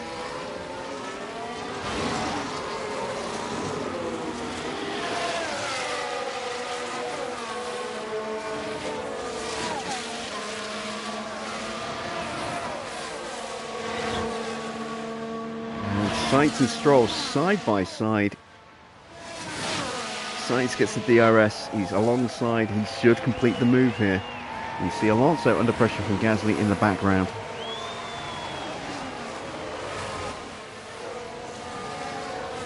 And Gasly gets ahead. Can he hold the move? Oh, Leclerc jumping ahead of Russell. Well, we are on mediums against softs, so that's maybe not that surprising. Let's ease down a touch. Charge the pack. Covering. And wait for our opportunity for the tyres to come good against those softs. If we can just drop them a bit. Keep pushing Lewis, see if we can get him into this train as well. We're going to tell him not to fight if he gets there, because we want to make sure that George doesn't lose the DRS. Curbs. Curbs. Yep.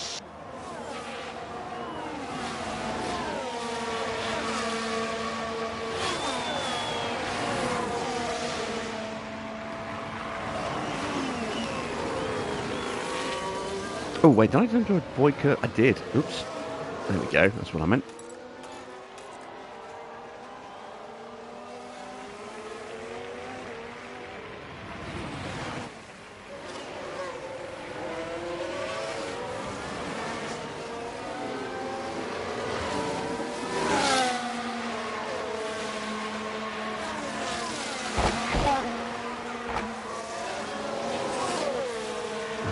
Couldn't quite close up, but should have DRS at the next lap, I hope, because he's pretty much out of battery now.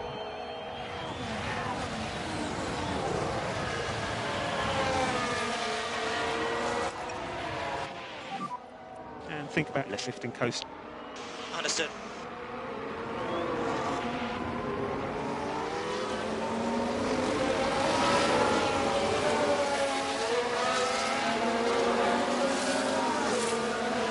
Again, I think it's going to be a very tactical little battle like it was in sprint. We're going to have to wait for our opportunity and then just try and capitalise on it. Let's just work on getting that pack back up. Understood. Make sure we keep these tyres in good nick.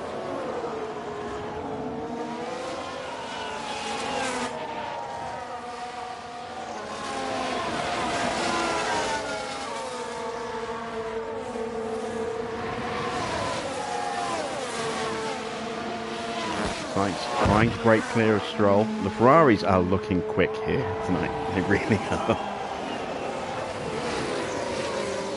It's going to make the championship more exciting and interesting if they can keep this level of pace up. So we're low on battery at the moment. Yep. I don't think it's going to change the outcome of the championship, but it's certainly going to make the races more interesting.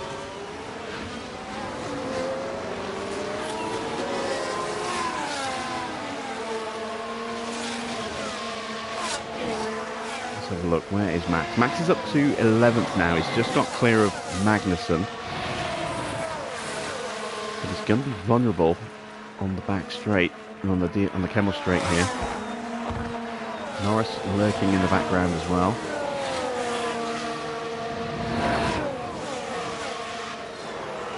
Let's see, Magnussen's on mediums, isn't he? Yeah, so he should be able to drop Magnussen on this lap, I think. Or at least hold the position. I don't think he'll be under any real threat. Back to the front.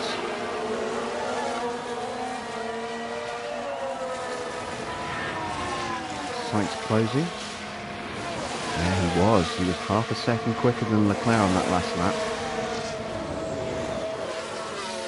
Stroll trying to go with him.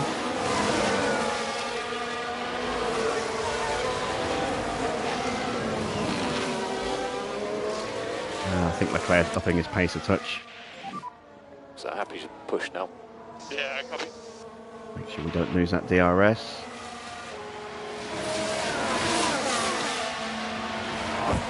Those wins cannot come soon enough.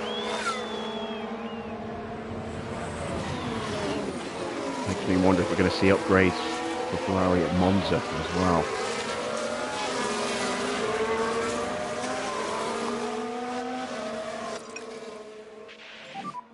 Just reduce your speed. Copy.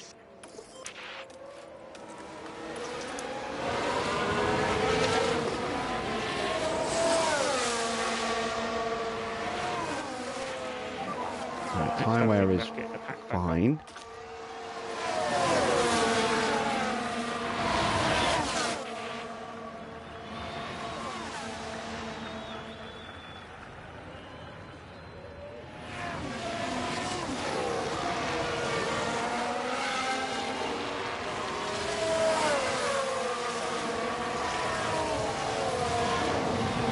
I'm going to think about dropping the tyre pace a little bit soon as well. I want to get the battery in a slightly healthier place first.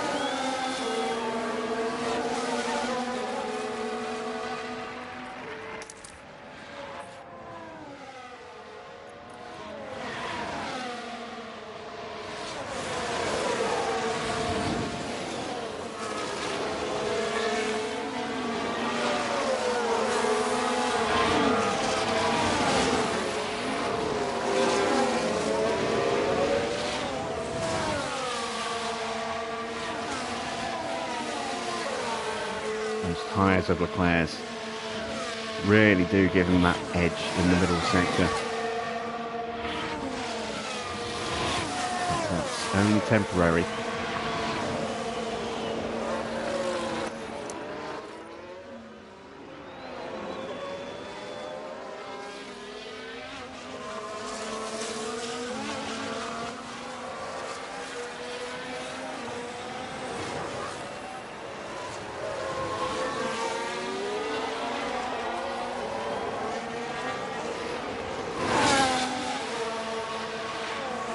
Perez gets past Albon, is up to 8th place now.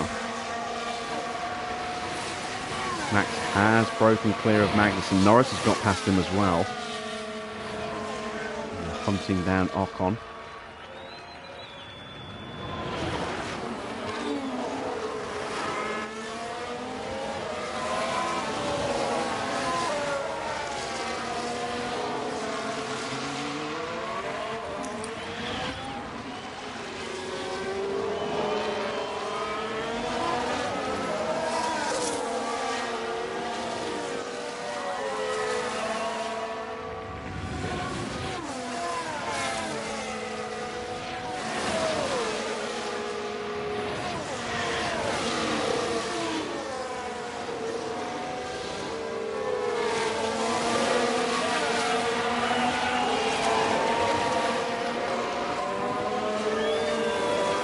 Exits tableaus.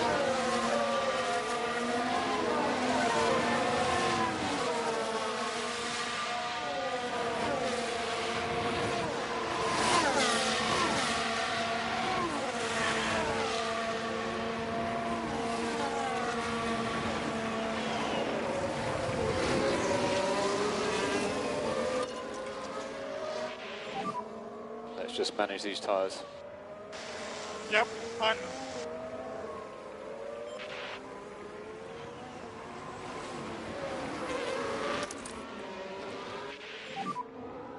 charge that pack. Ah, damn it.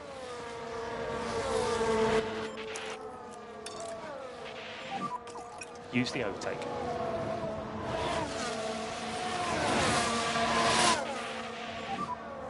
And we can drop the lift and coast for now, we'll pick it up later. Oh, got a yellow flag. That's turn 1, I think. I think that is an Alpha. Is that? No, it's Gasly. At turn 4. Now just keep your eyes on Gasly here. And nearly, Oh. just running wide. They've got to be careful. Big loss of speed through Radion there. Yeah, Lewis is dropping off massively here. What happened to Lewis?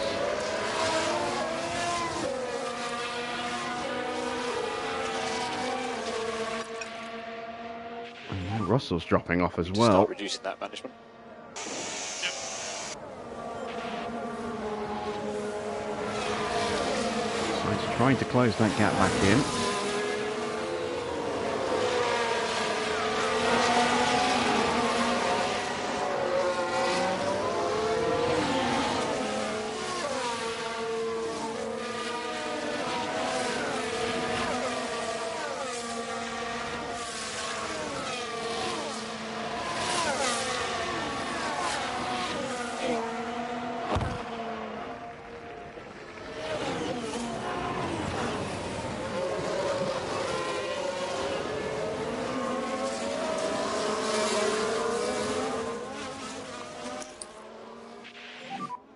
And just charge the pack.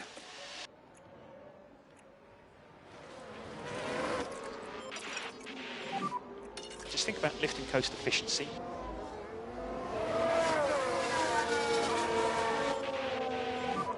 Yeah, we just need to make sure that we don't fall off the cliff on that tyre. 1:45.0 for Leclerc. It's going to cost us too much if we try and push to close that gap back up again straight away. We'll just leave it for a lap or two.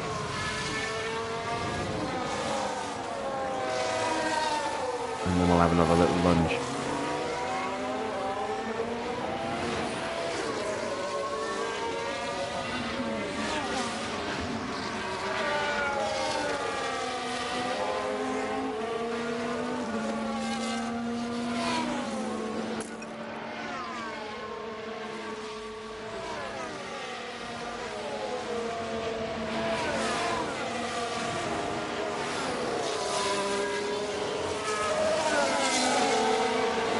Leclerc's definitely pushing right now.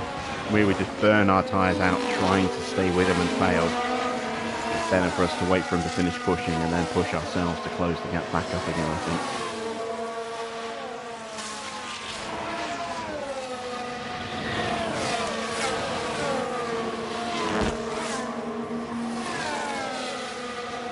Lewis's tyre temps down a little bit. And he's in that dirty air. 1:45.1, 1:45.8.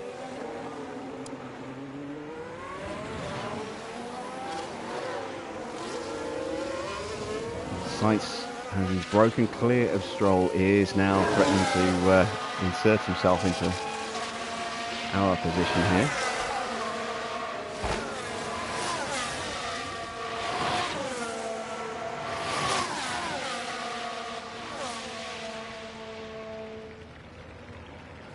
Fuel savings going well. It's 2.3 kilos for a lap of fuel, so we've got a lap and a bit to save for Russell and a little bit more for Lewis. But plenty of time to get that down. Ideally, I'd like to have it done before we go on to the softs, so we've got a little bit more freedom there.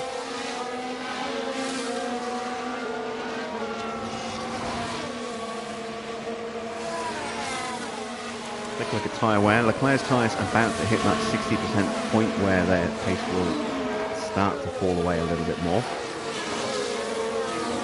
We have looked after our mediums slightly better than most of the grid. Norris, again, is very good at looking after his tyres in this game, I've noticed. He has the best tyre wear of the medium runners at the moment.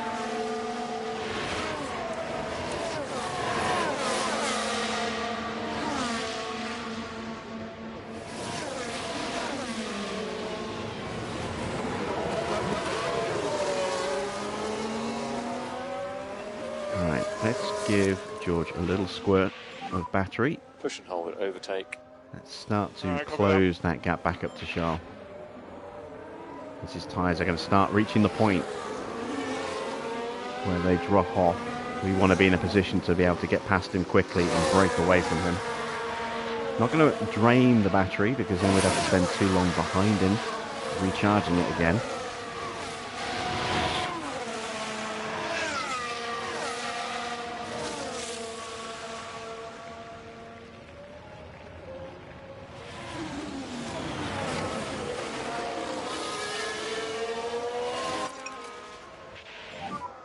So you can pick up the pace. Understood.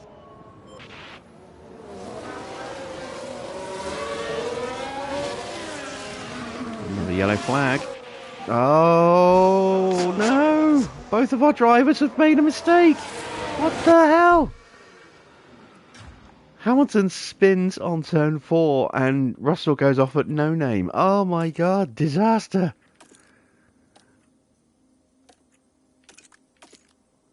Alright, no damage to Lewis's car. But he will have damaged his tyres a little bit. What has George done? Oh dear. Well, George has to box. Can't believe both our drivers went off at the same point. And given where they are as well, they're going to both drop towards the back of the grid. This is a disaster.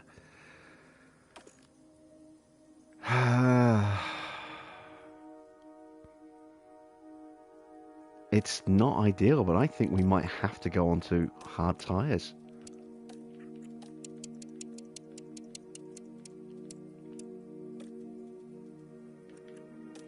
And hope for a safety car.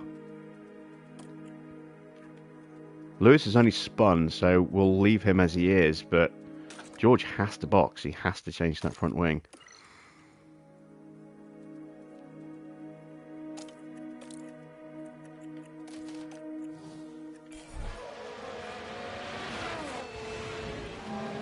Here we are, going into turn 9. There's Hamilton spinning in the background, and there's George just driving That'll be straight a through the costly barrier. crash as the car makes contact with the wall, and that won't do their confidence any good.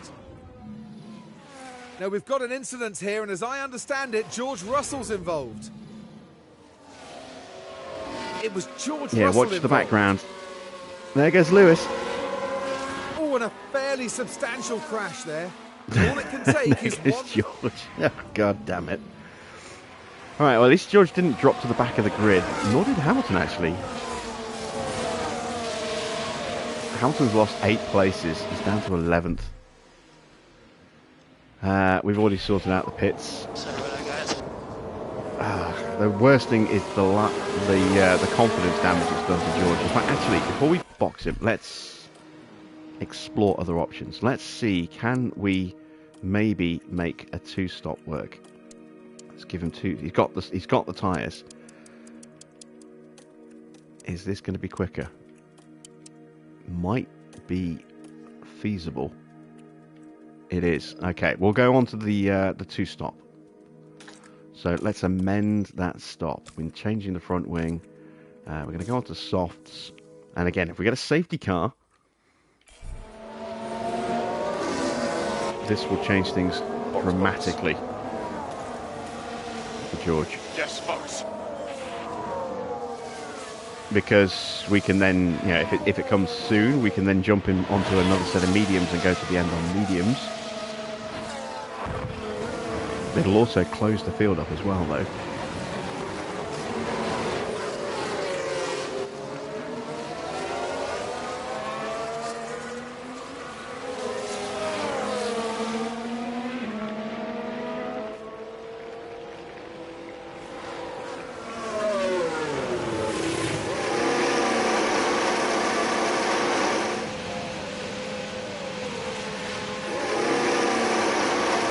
Okay, for a wing change, that's a quick stop, 8.3 seconds.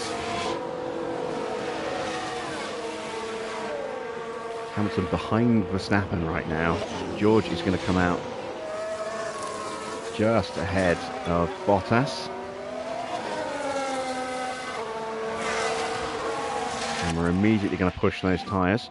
And happy to pick up the pushing level. He is in DRS range, so he will immediately get the jump on Ricardo, hopefully. And we can be aggressive with these tyres because he's got another set to go yet. We have damaged Lewis's tyres as well by about 3%, 4%.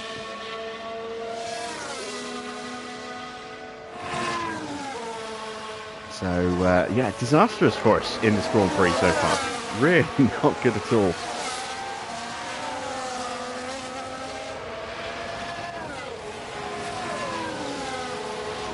I think we've given Ferrari a comfortable 1-2 here.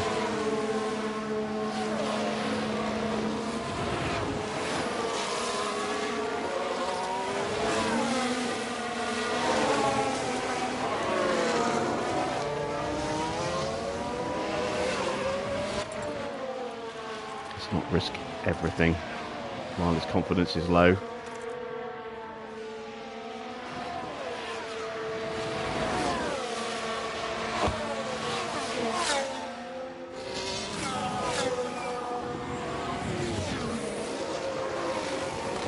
No idea what our drivers were thinking there. Taking themselves out of the race within a few meters of each other. Alright, Russell gets the move done.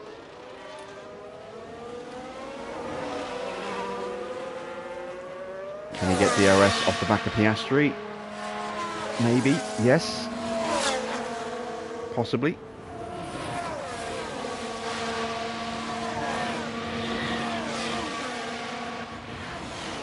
And he did. Excellent. Why do I conserve rather than burn fuel during the race? It doesn't kill pace.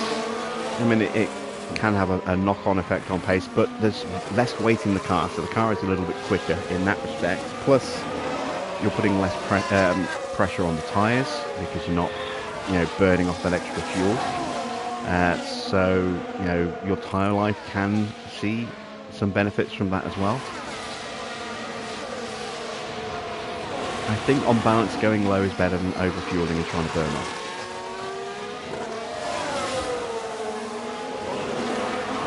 But I think it depends on the circumstances. You can make an argument for either case.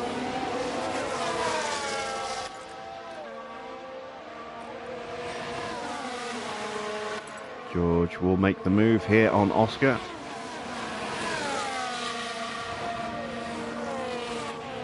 Put me to harvest.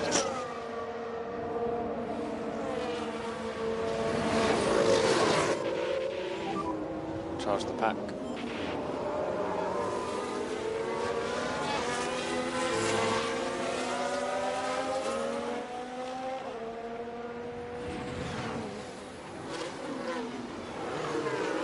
You naturally save fuel over the course of a race anyway, so you don't have to fuel save aggressively for the entire race.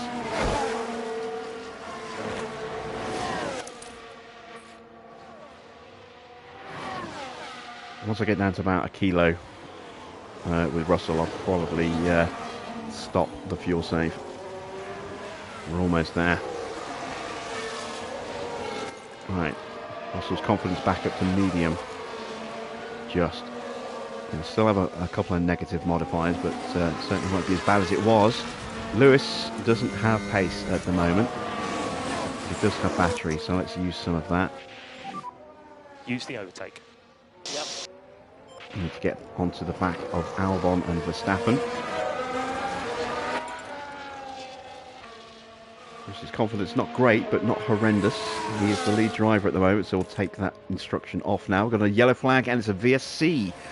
So that means we can now potentially... it's still too far for a set of mediums for George. We'll leave him on the strategy he's on. Question is now, do I go for an undercut with Lewis?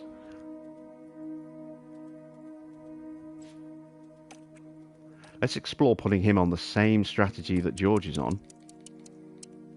Seeing as we've got this VSC, we'll save a chunk of time on a pit stop.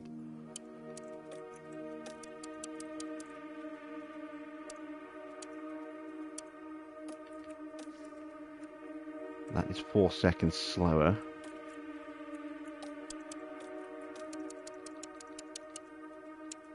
But it doesn't take the reduced pit window into account. That's 6 seconds slower.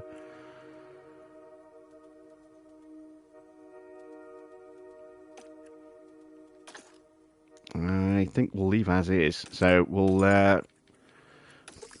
go into recovery mode with our drivers. What caused the VSC? And it Stroll and seems like Perez are Hulkenberg's boxing. had a bit of Hulkenberg's trouble. crashed. Here we are then, reaching turn 13. And makes contact Oh, with the that's wall. a big hit, yeah. And I imagine their confidence will have taken a knock.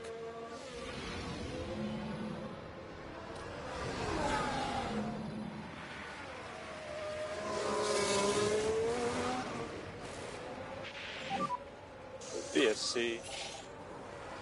Won't I be pushing tyres? Okay. I would, yeah. I'm going to wait to see what the rest of the grid do. The safety car's going to last for this, at least this lap. Let's see what tyres other cars go on to. So Stroll's gone on to mediums. That's a long way to go on mediums. Perez has gone mediums. Max has also gone mediums. These guys are going to be pushing the limits of those tyres by the end.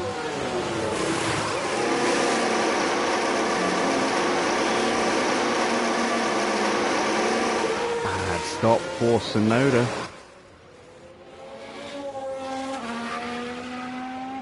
Magnussen's gone hards, but he's not going to have pace on hards. Joe's had an issue on his pit stop as well. So Joe pulled in okay there. He's going mediums. Oh, but they have trouble releasing the car.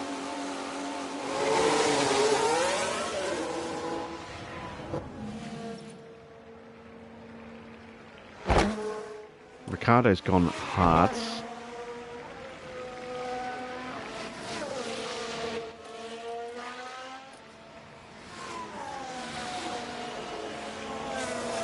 How many laps until Lewis pits?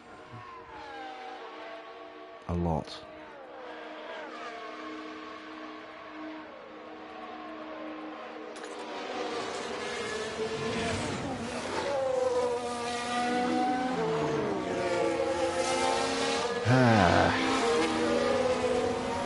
I think Russell's on the right strategy.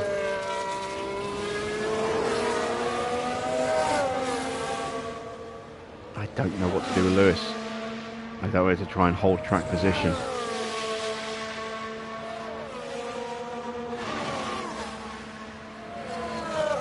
McLaren Sainz are boxing. Right, let's take a look.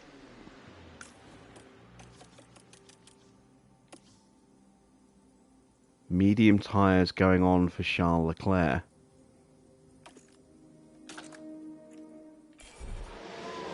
He's going to try and go to the end, I think.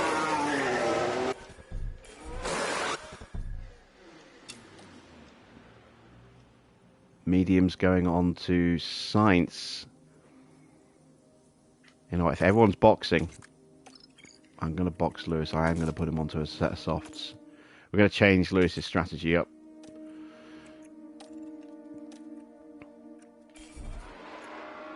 Because I'm not convinced those mediums are going to go the distance.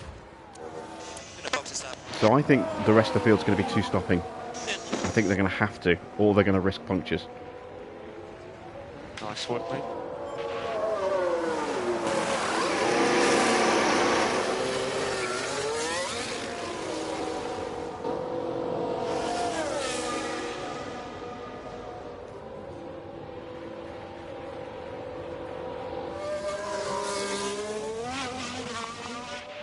Time that beautifully. The ending. Come in.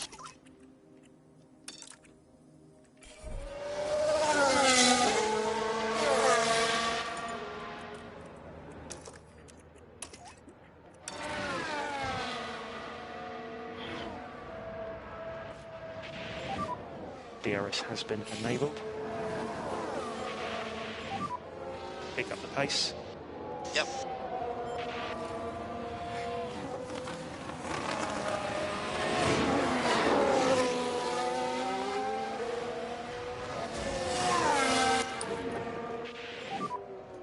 just work on getting that pack back up. Understood.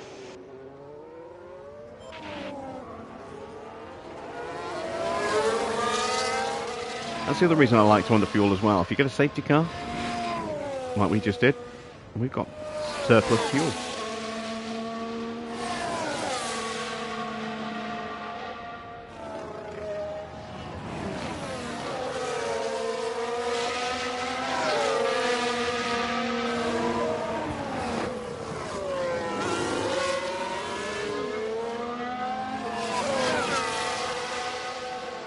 So Alonso still has the lead because he didn't box. Ocon didn't box. Gasly didn't box. Those guys are going to be one-stopping onto softs, which is what Hamilton was going to do. But they've got track position. They're a long way ahead of Lewis.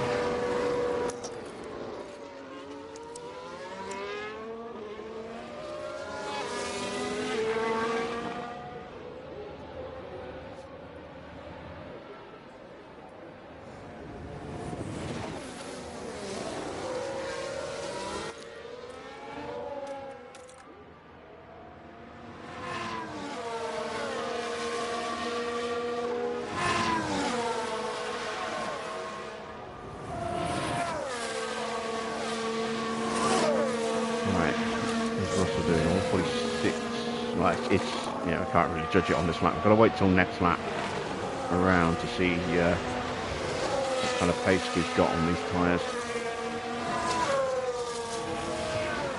So we know Alonso, Ocon, Gasly, Norris are definitely stopping again. And Bottas and Schumacher. Those guys have yet to stop. I'm not convinced the mediums are going to last enough. Or if they are, they're certainly not going to be quick at the end. The hards will go the distance, but just won't be quick in general. I think it's going to be a hell of an ask to get George anywhere near the podium today. Stay on top of the lifting coast. Understood. I think Lewis has got a chance of the win, maybe. If the mediums have to stop again, not so much. If they stay out, yeah, I think Lewis could possibly on for the win. A 1:43.400 for Sainz is the new fastest lap, and Lewis obliterates that man on track with a 1:42.7, half a second quicker. And might actually be able to get the jump on Max here down the Camel Straight. Oh, no, I think we were just short of getting DRS there.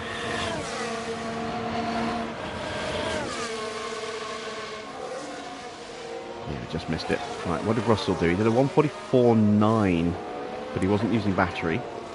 He is closing the gap to Norris. He has got some battery to burn, so let's burn it. Push and hold, overtake. And we'll burn his tyres as well. We'll do the same with Lewis. Okay, let's see what you got then. Yeah, copy.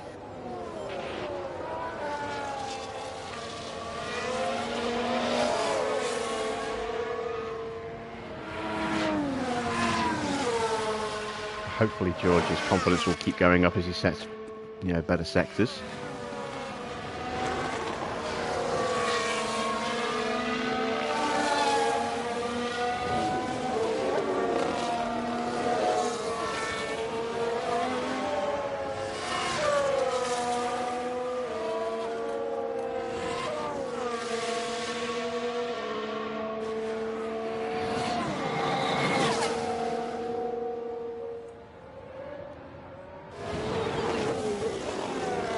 Max is pushing in response to Lewis.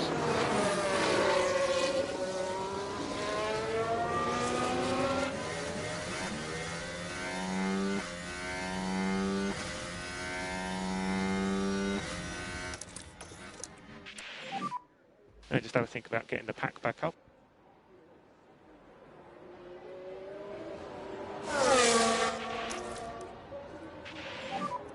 So just charge that back.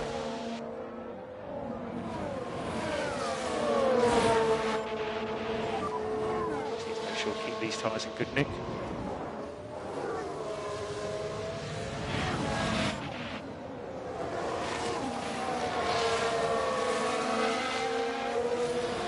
Russell now 4 seconds off the back of Norris.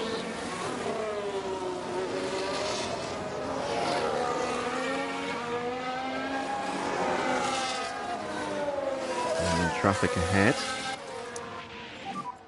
And just charge the pack.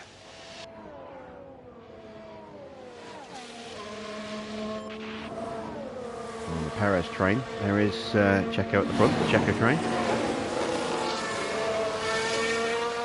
Leclerc has got past Alonso.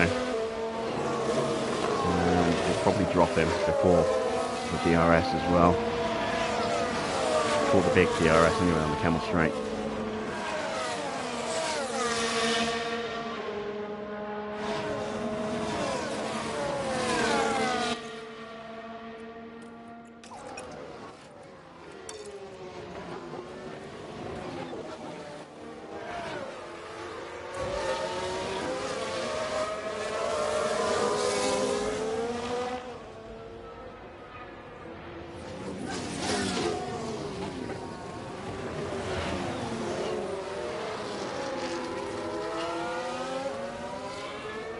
Things not going so smoothly for us this season, as they did in the first half of the season.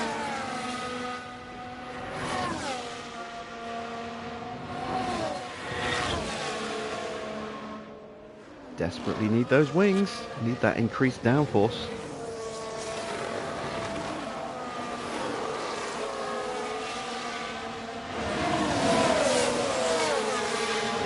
Russell is very close to Norris now. Charge the pack. Understood.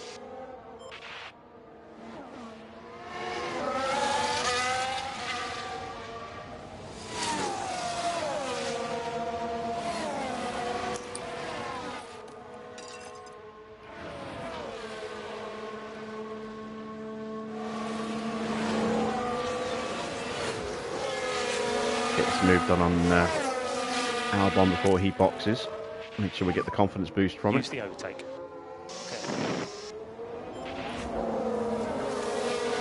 Russell is ready for high risk overtakes again. Just show me what you've got then. Okay.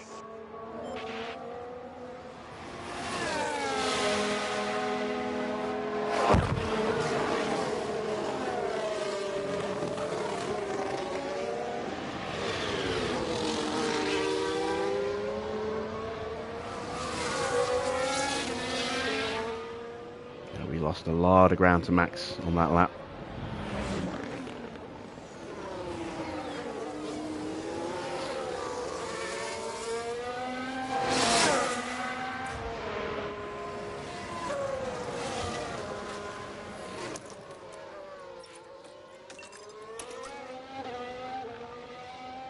Alright, Russell is through. That's his confidence into very high again. Excellent stuff.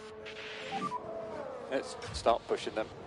Still a long way to make up though. 9 seconds to Albon.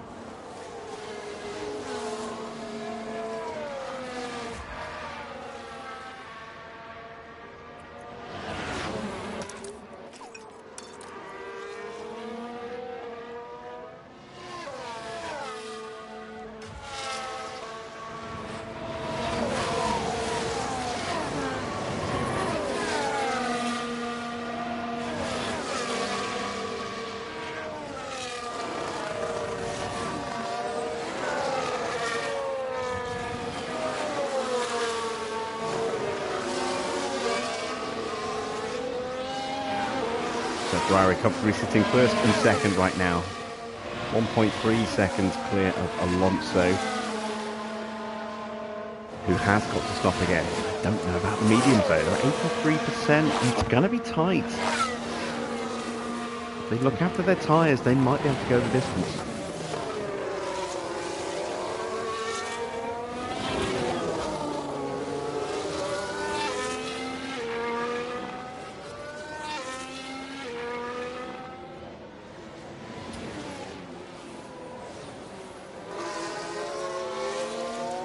Gasly is another driver who needs to stop again. We've got another yellow flag.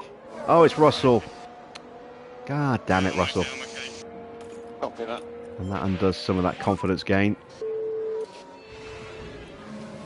heading down the straight.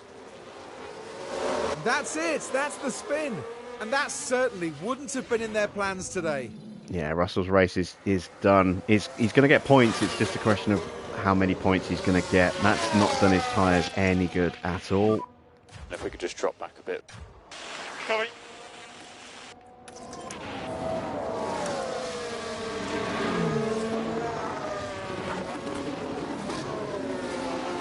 What positions do I see for them with no safety car?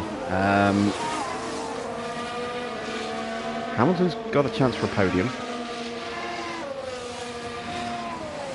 And then if we look at the gap, he's 15 seconds off the Ferraris, and I don't think he's going to catch the Ferraris unless they stay out and their tyres are dead.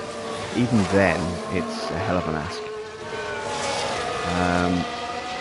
Alonso is going to have to stop. We're only 10 seconds, no, less than 10 seconds off Alonso.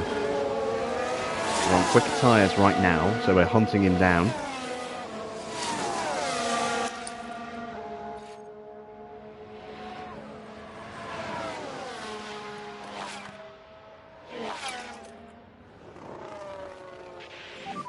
Alonso is possible to get past. Whether Alonso is still holding P3 when we get to him or not is another matter. But yeah, I think Lewis has got a chance of a podium. Russell is going to be lucky to make the top 6, I think, without a safety car. We'll see if things can change in that respect. Norris boxes. So we might see some movement from Alonso, Ocon and Gasly and Albon very soon. George is into his pit window, so we're just going to thrash those tyres for all they're worth now. Yeah, we just want to grow this gap. So it's just Matt to hit his pit window. Lewis is pretty close to his pit window as well. Theoretically, when we could pull him in early. So we'll just keep thrashing Lewis's tyres as well. See what we can do.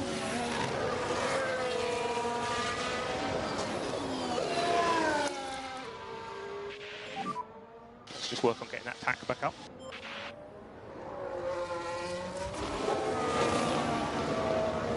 Problem for Lewis, well, sorry, the problem for George is that he has damage to his suspension and his chassis, which probably facilitated that spin.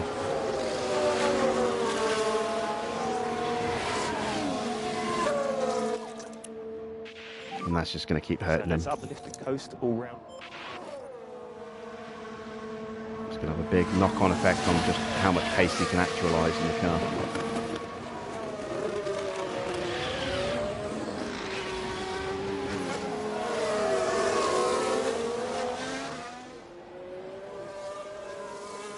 When you lose cornering pace on a circuit that's all high-speed corners, it's not good.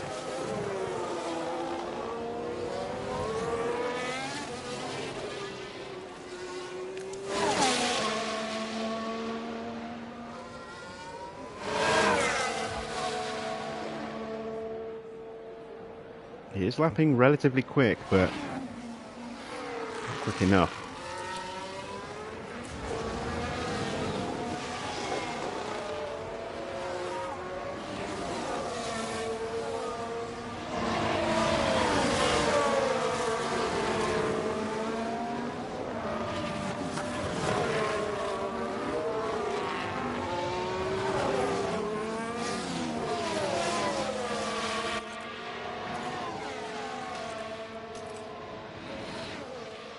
Right, at least the powertrain didn't take any damage. The ERS might have taken a little knock. The gearbox looks like it's definitely taken a knock from that collision.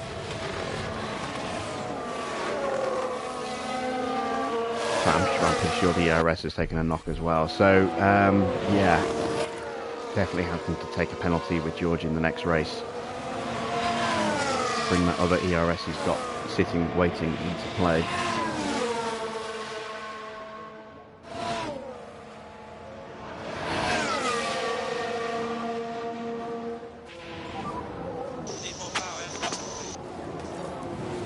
Keep our heads down. Yeah, we just need to make sure that we don't fall off the cliff. Right, Alonso boxes. Understood. And that is going to be for soft tyres. Gasly's in as well. There he is in the background. That's also going to be for soft tyres.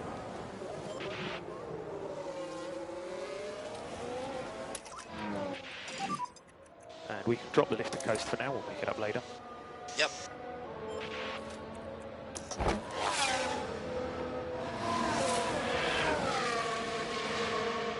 Lewis approaching his pit window.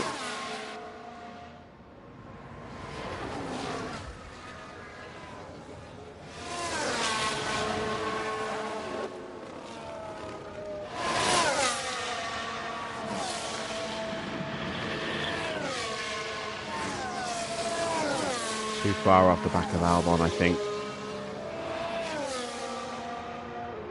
to be able to catch him before he boxes. He's still not able to get past Max. And it's frustrating. I'm losing time here.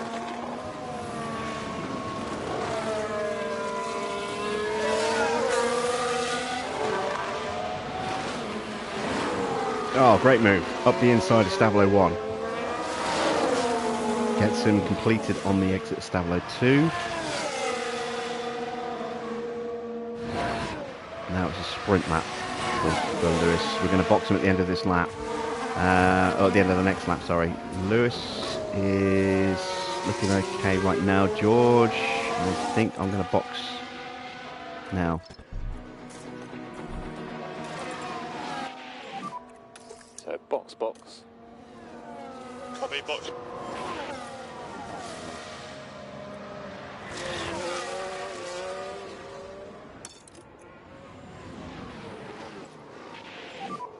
Just reduce your speed. Copy.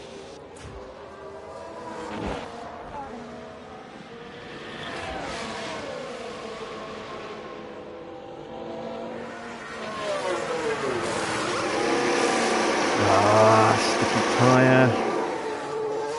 We must be so far behind now. Apologies. Just keep an eye on your mirrors. Over to you, Karun. So it's George It's Russell just who not pits. going well for George.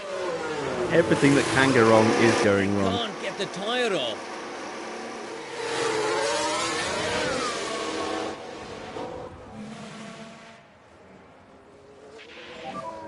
Yeah, just keep an eye on your mirrors for cars coming.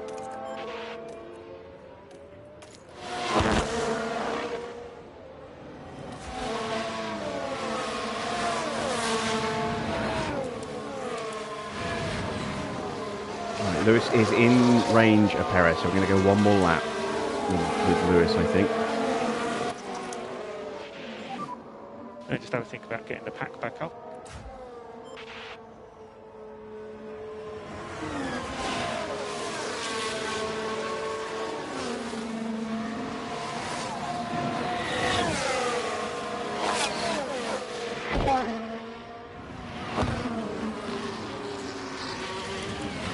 Ocon yet to stop. He might box this lap. No, he's not. Okay, so we've got a chance to get an overtake on Ocon here before he hits the pits.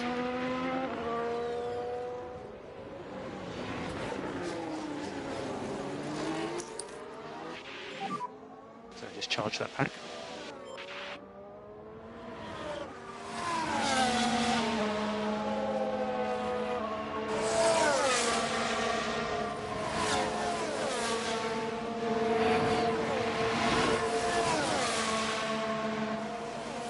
Right, Perez got the DRS. Excellent. I was really hoping that Ocon wouldn't get it. I want to have that lunge at Ocon before we box at the end of this lap. Use the overtake.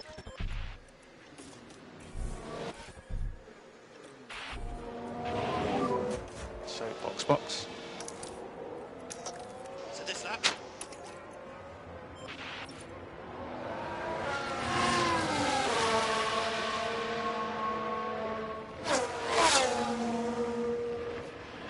Right, points are going to be tough for George tonight.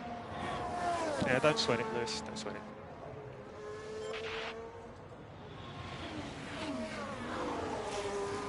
Points are going to be very tough for George tonight on that evidence there. Lewis gets the move done on Ocon. Beautiful. Getting him through Stavlos again. And just charge the pack.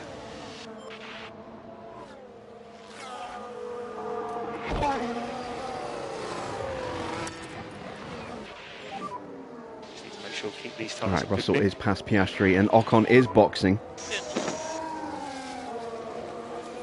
We will be able to jump him in as long as we don't have a dodgy stop here.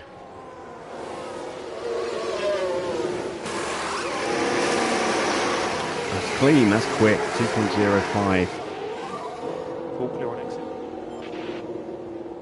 Albon's coming in for a stop.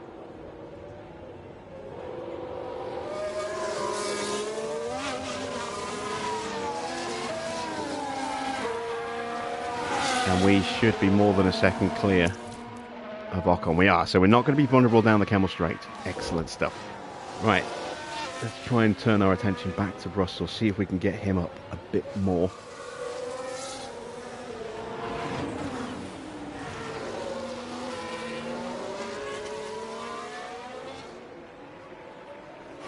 In range of Magnussen, we should get him here on the back straights.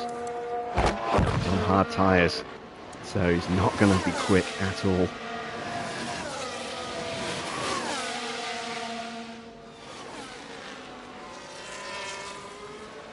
Come on, George, make the move, go around the outside. No! Contact.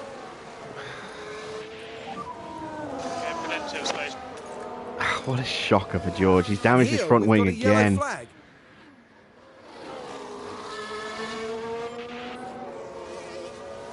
And gets a 5-second penalty for causing the collision.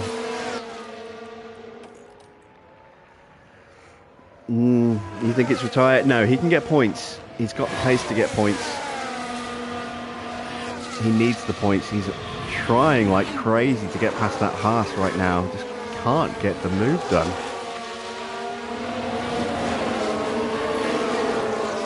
And there we go. Gets up the inside of Stavelo. Takes a page out of Lewis's book.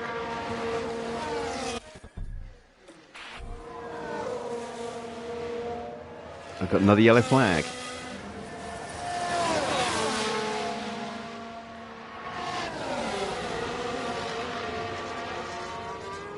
Alonso's locked up. Ooh.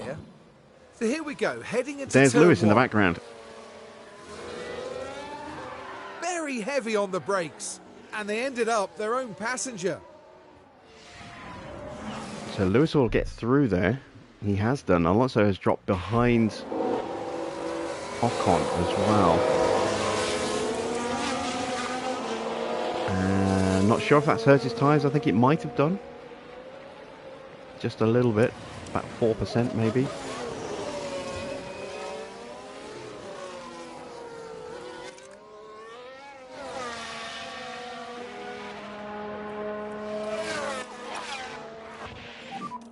And think about left lifting coast. Alright, so it's going to be a tough afternoon now for George.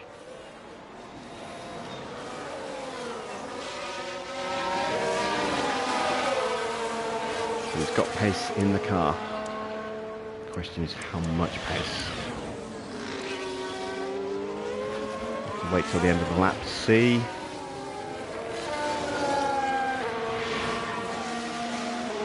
What's the gap from Lewis to Verstappen? 10 seconds. And currently 16 seconds off of Stroll. With a big tyre advantage. Looks like those mediums will go the distance, but they're not going to be quick at the end. I've got to make sure I don't burn my tyres out too much in closing them down. Otherwise, I'm not going to have anything to fight by the time I actually get there. But here you can see George has already pulled out 2.5 seconds on Magnussen.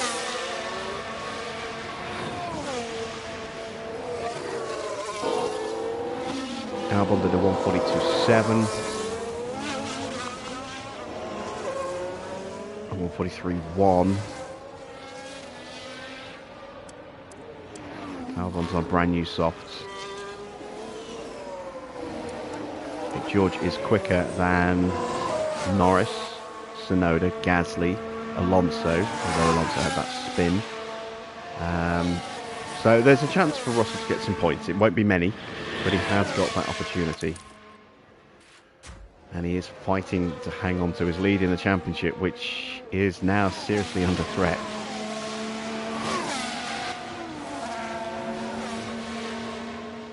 He will still be ahead as things stand. Lewis is on for, let's see, 5, 18, 15, 12, 10, 8, plus 1, 9, minus 2 for the sprint, 7.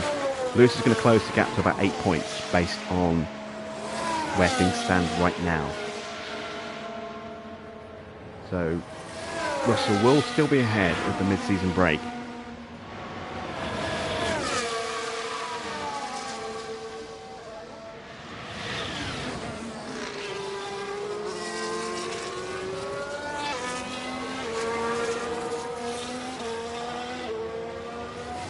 .42.3, 2 seconds a lap faster than Max at the moment.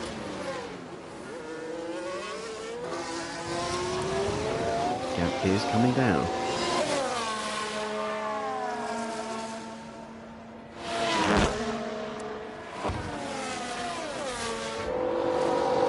Right, let's see. Georgia 143.4. Yeah, that front wing damage is hurting him when you add that into the suspension and chassis damage.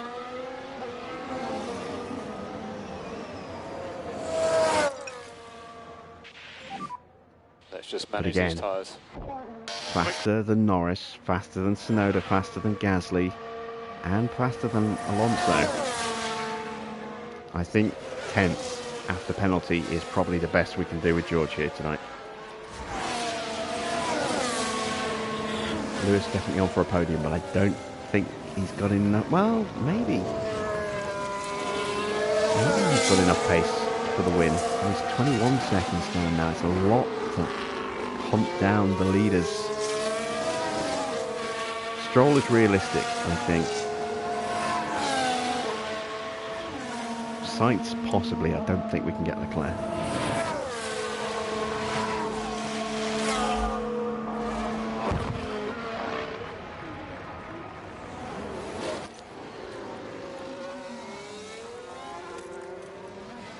Lewis in absolute peak condition right now.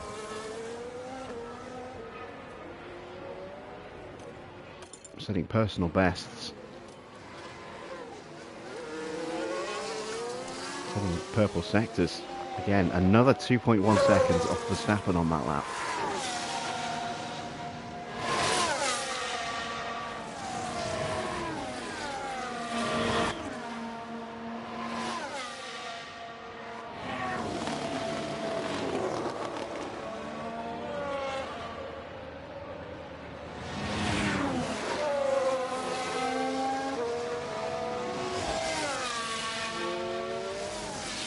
Have to keep pushing Russell's tyres. So he lost too much time when he turned that down.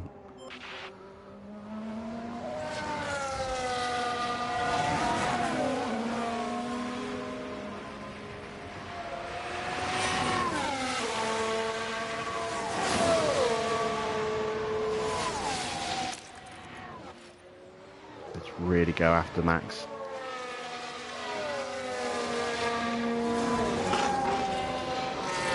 Oh, yellow flag. Let me George again, please. It's not. Yellow. It's Albon. Yep. Now Alex Albon is part of this. And unable to do anything about that crash. And Albon was a car we didn't have a pace advantage against, so that helps Lewis, that helps George supremely.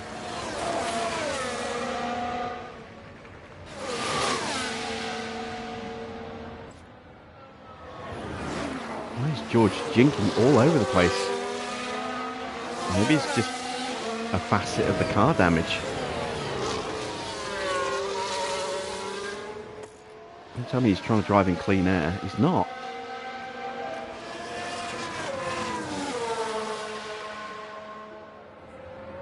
But it looks like he's trying to. just have Let's some give him PE that cooling. order. Yeah, copy. And now let's turn it off and let's see if that changes anything. Albon boxes. I think there's a glitch with George's AI. I think he's trying to drive in clean air even though he hasn't got the instruction. Because he was jinking all over the place. We saw that against Magnussen as well.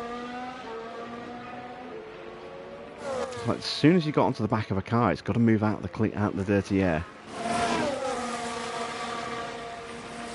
Maybe it's not a glitch. Maybe it's him having to just cope with the damage to the car. I don't know. But it looks very odd. We'll keep an eye on that when he gets back onto Norris. Oh, Lewis! Oh my God. What is going on? Lewis is out. Lewis is out.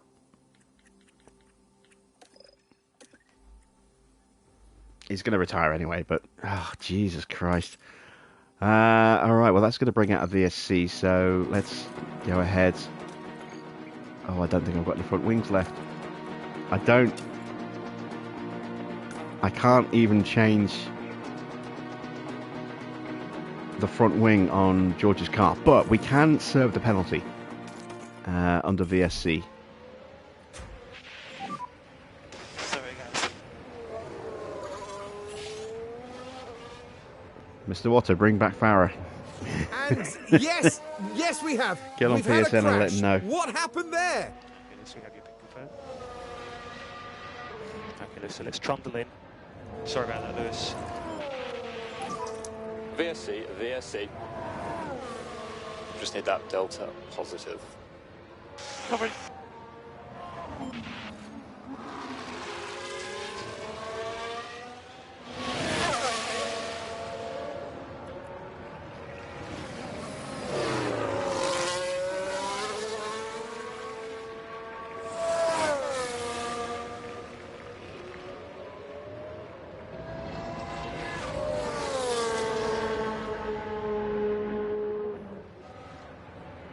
There's no point. Let's cancel that pit stop. There's no point bringing him in if we can't change the front wing.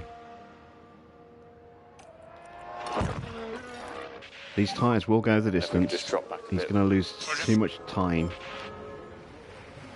in the pit lane.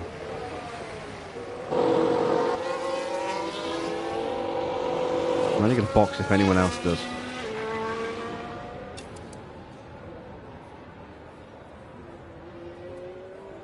We've got 73% on those tyres. I'm surprised we haven't seen any of the medium runners box, actually. Although they are still making their way around. Maybe we'll see a little flurry of activity at the end of this lap. How much does this damage my cost cap by? Not horrendously bad. I mean, in terms of front wings and rear wings, it's irrelevant because we've got a new design that is going to be ready. Suspension and chassis is not so good. I think we've got a couple of spares, so we should be alright on those.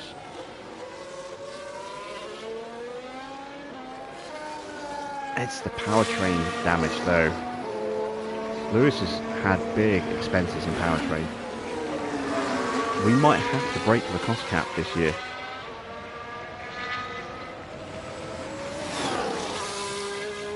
Lewis is out.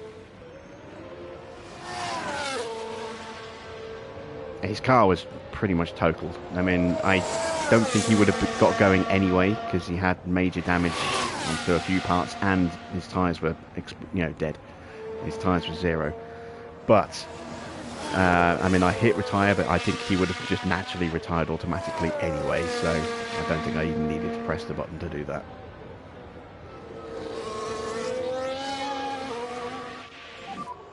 VSC ending. Copy. We need to start reducing that management. Copy. Right, 9 laps to go when we cross the line. No one boxed. DRS has I been am enabled. surprised. I thought the mediums might possibly do a box. Push and hold, The overtake. softs. Yeah, agree. Points are still on.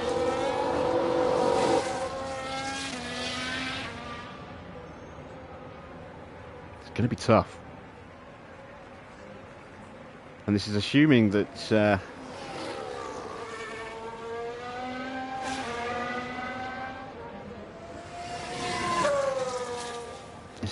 we can actually pull out enough of a gap for the penalty not to drop us back down out of the points again. I mean, you can see Norris is a threat. Tsunoda is going to be... It's straightforward enough, I think. If he boxes, he's going to drop him way out of contention. He should have boxed during the safety car. I mean, all the other medium runners are too far ahead for us to do anything about unless they box, and even then, you know, they might be able to get past us again. Norris is the car we have to really try and get past. And Tsunoda should be easy pickings as well. So we've got a chance of getting 9th, more likely 10th with George here.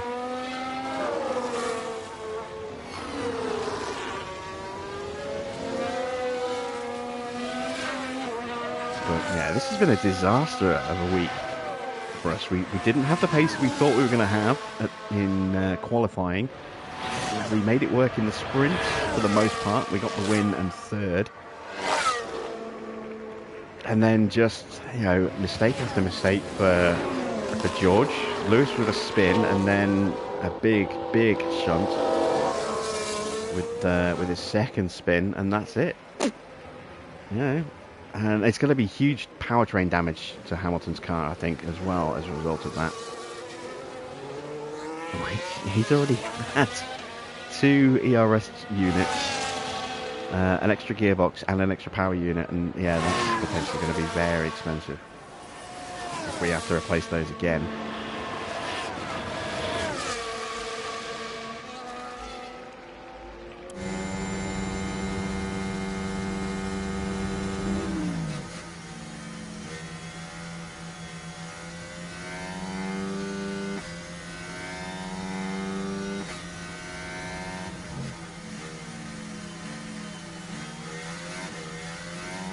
Way to end the first half of the season.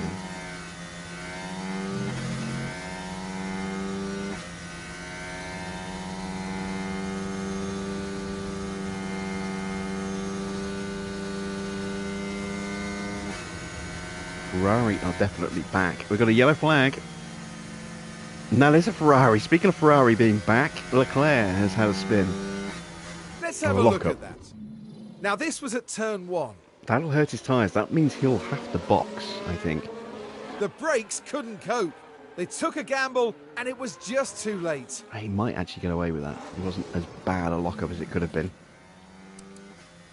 He has dropped his tyres down to 45%. We might see him scramble for the pits.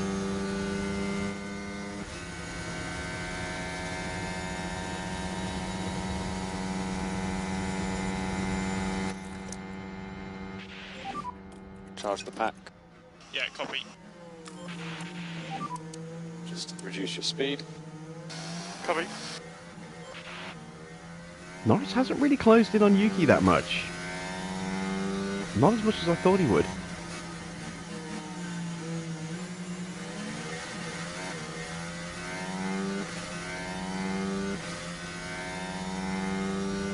Oh, I've seen drivers take their tyres down to the low 20s before, but you know, they run the risk of punctures. I've seen drivers do that at Monza, and just you get puncture after puncture after puncture on the final lap. And this is a long lap. You get a puncture here, especially at the beginning of the lap, that's bad. Another yellow flag. Sainz running wide. The Ferraris just don't want to win the race. 14 here. Into the gravel. They slightly run off the track. Well, that brings Charles back into contention for the win again.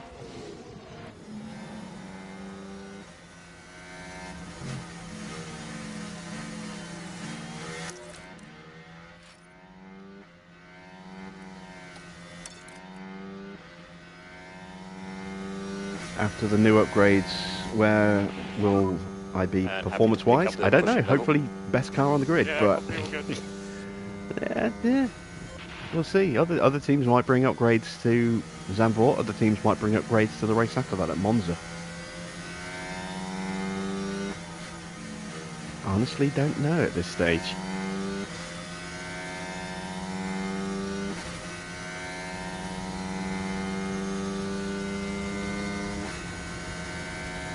I'm hoping it'll be good for us, but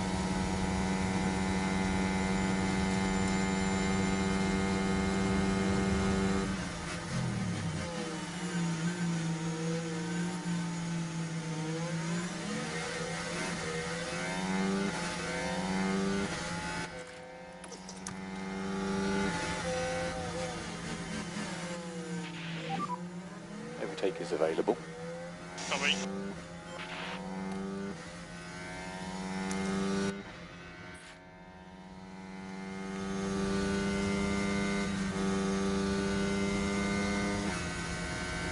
big lift through Radion there. Yeah, George's car is definitely hurting.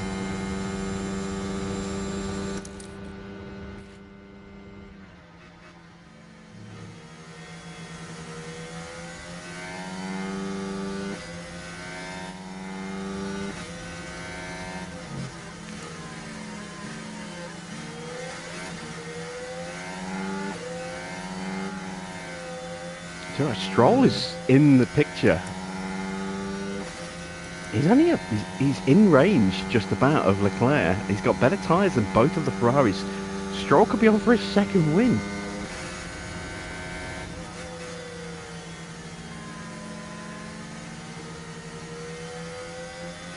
We need to get past Russell and we need to do it quick. Sorry, Norris, and do it quick, because I don't think we're going to catch Tsunoda. We need to basically pull out enough of a gap to get 5 seconds here.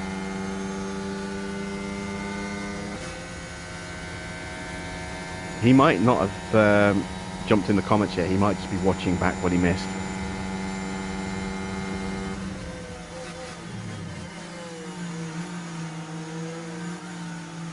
Right, I really don't want the overtake to happen here. I want to have it on the next straight. He's going to do it here, isn't he? All right.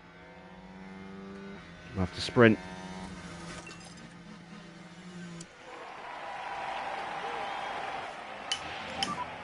Let's give it everything we got. Covering.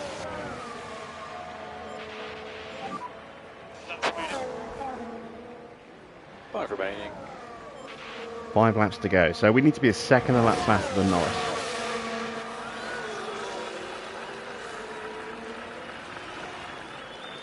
Not sure we can actually manage that. Not consistently, anyway. Let's just manage these tyres. Covering. As you know, we'll burn the last of the battery just to make sure that we do get out of DRS range. See if we can hunt down Yuki. I doubt, even if we can catch him, that we'll be able to pull away enough.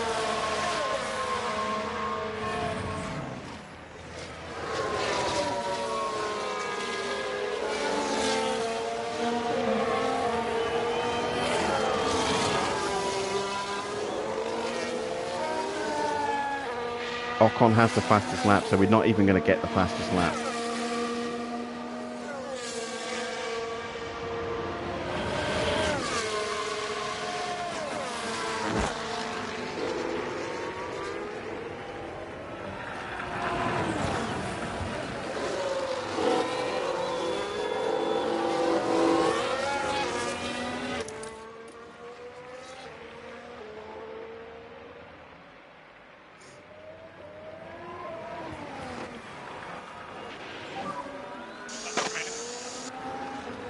So we've got 4 laps remaining. Right, let's cut to the front. What we can do with George now is just leave him to it and hope he does enough.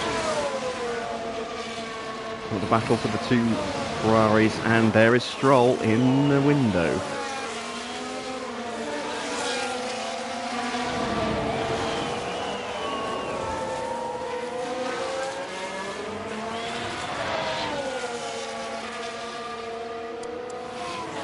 Tyres are getting very, very squiffy for Leclerc.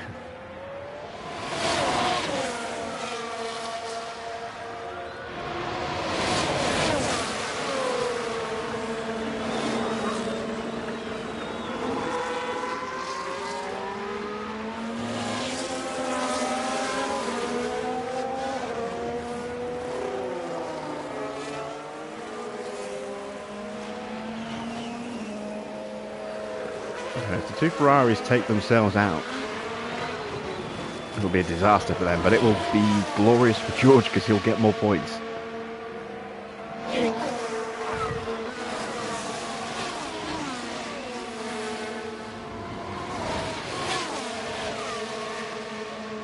He's strolling around.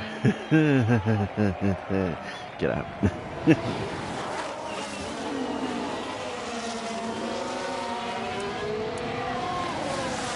Right, Russell has the gap up to 3.5 seconds, so he should be able to gap Norris. It will be tight, but he should be able to do it.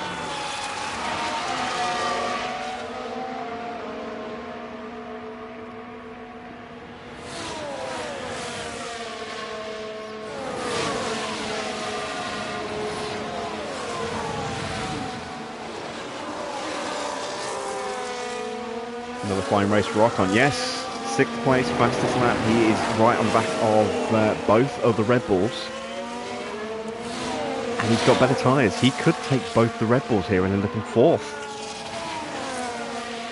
I think Leclerc is going to struggle to hold off Stroll here.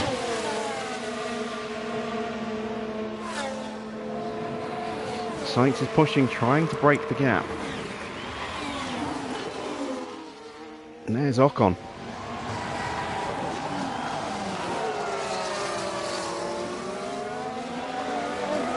Russell has the gap up to 4 seconds. No. Yes, 4 seconds. He's 4 seconds off the back of Yuki as well.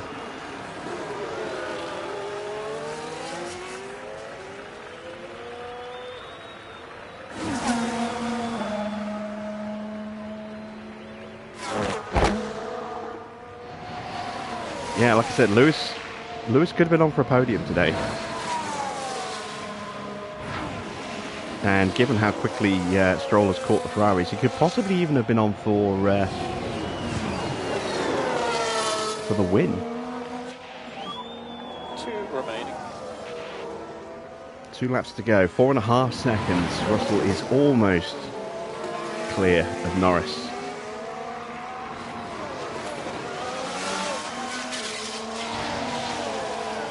Max is under huge pressure from Ocon here.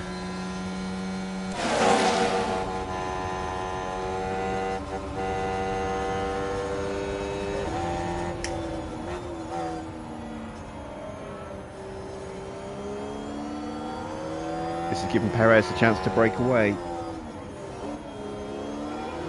But it also means that it's sacrificing Max. Max is going to get jumped if he doesn't have DRS to defend.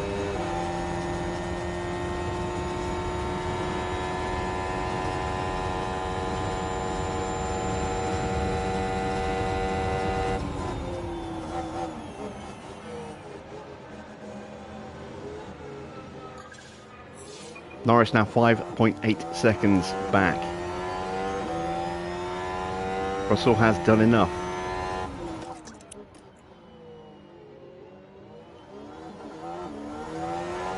And this is where Ocon makes the move. Oh, did Max just get the DRS there? If he did, it'll potentially save him. He did, but Ocon is going to have a go under brakes. At the end of the Kemmel. Can't get the move done. So 1 remaining. Leclerc all over the back of Sainz. His tyres are now into puncture territory.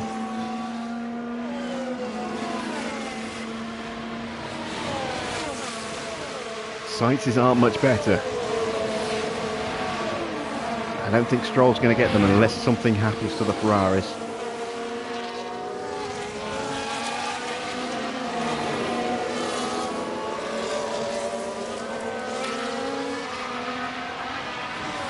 Ocon all over the back of Max, but just can't find a way through. Sainz is going to win.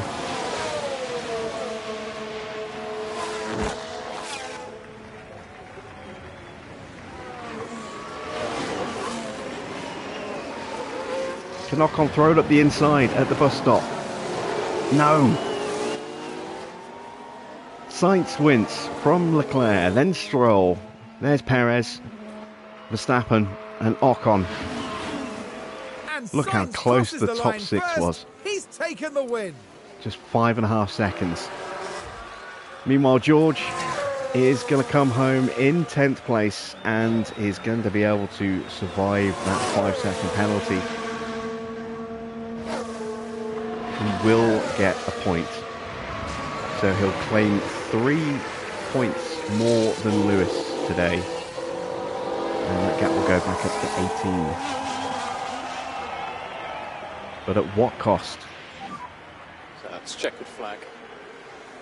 Both of our cars have taken massive hits tonight.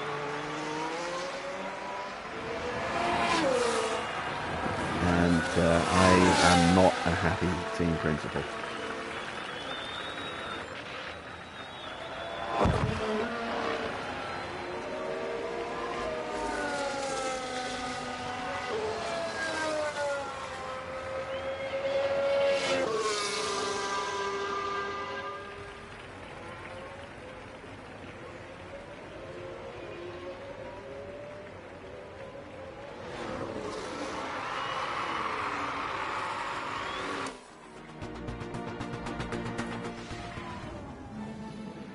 Unfortunately, that ended up being a disastrous day for Lewis. That was a bitterly disappointing retirement. The team certainly wouldn't have wanted their race to end this way. And with that, the Sainz name remains engraved in F1 history. And that's win number 1 of the season. And it's sure to provide them with a real confidence boost.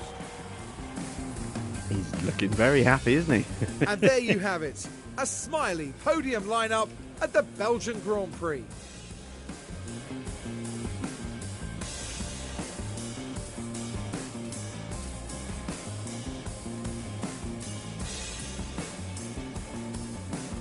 And as proceedings start to wind down here, what will Mercedes have made of this result, Karun? It's not been the greatest weekend. Both drivers need to step up and show what they can do. And the team have to be there to support them. That is that for this weekend's F1 action here in Belgium. For the next round, Formula 1 won't be straying too far. We'll be heading to the dunes of Zandvoort and the lightning speed of the Dutch Grand Prix. There we go, confirmation of the final result. Carlos Sainz gains 4 places to win I was going to say the Brazilian Grand Prix for a second, then the Belgian Grand Prix. Leclerc will take second to go along with his second place in the sprint as well. So that's good points for Sainz and Leclerc tonight. Massive points for Ferrari. Stroll gains another podium. Good recovery for the Red Bulls. Up 5 places for Perez, up 8 places for Verstappen. Good race for Ocon again. Gains 5 places to finish 6th and also gets the fastest lap. Disappointing race again for Alonso. And Yuki Tsunoda, look at that, up 11 places after the nightmare that he had in the sprint.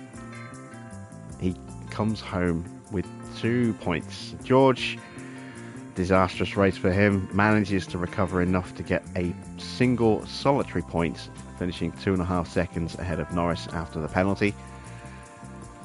And Lewis, yeah, a big shunt for him. Massive damage to that car.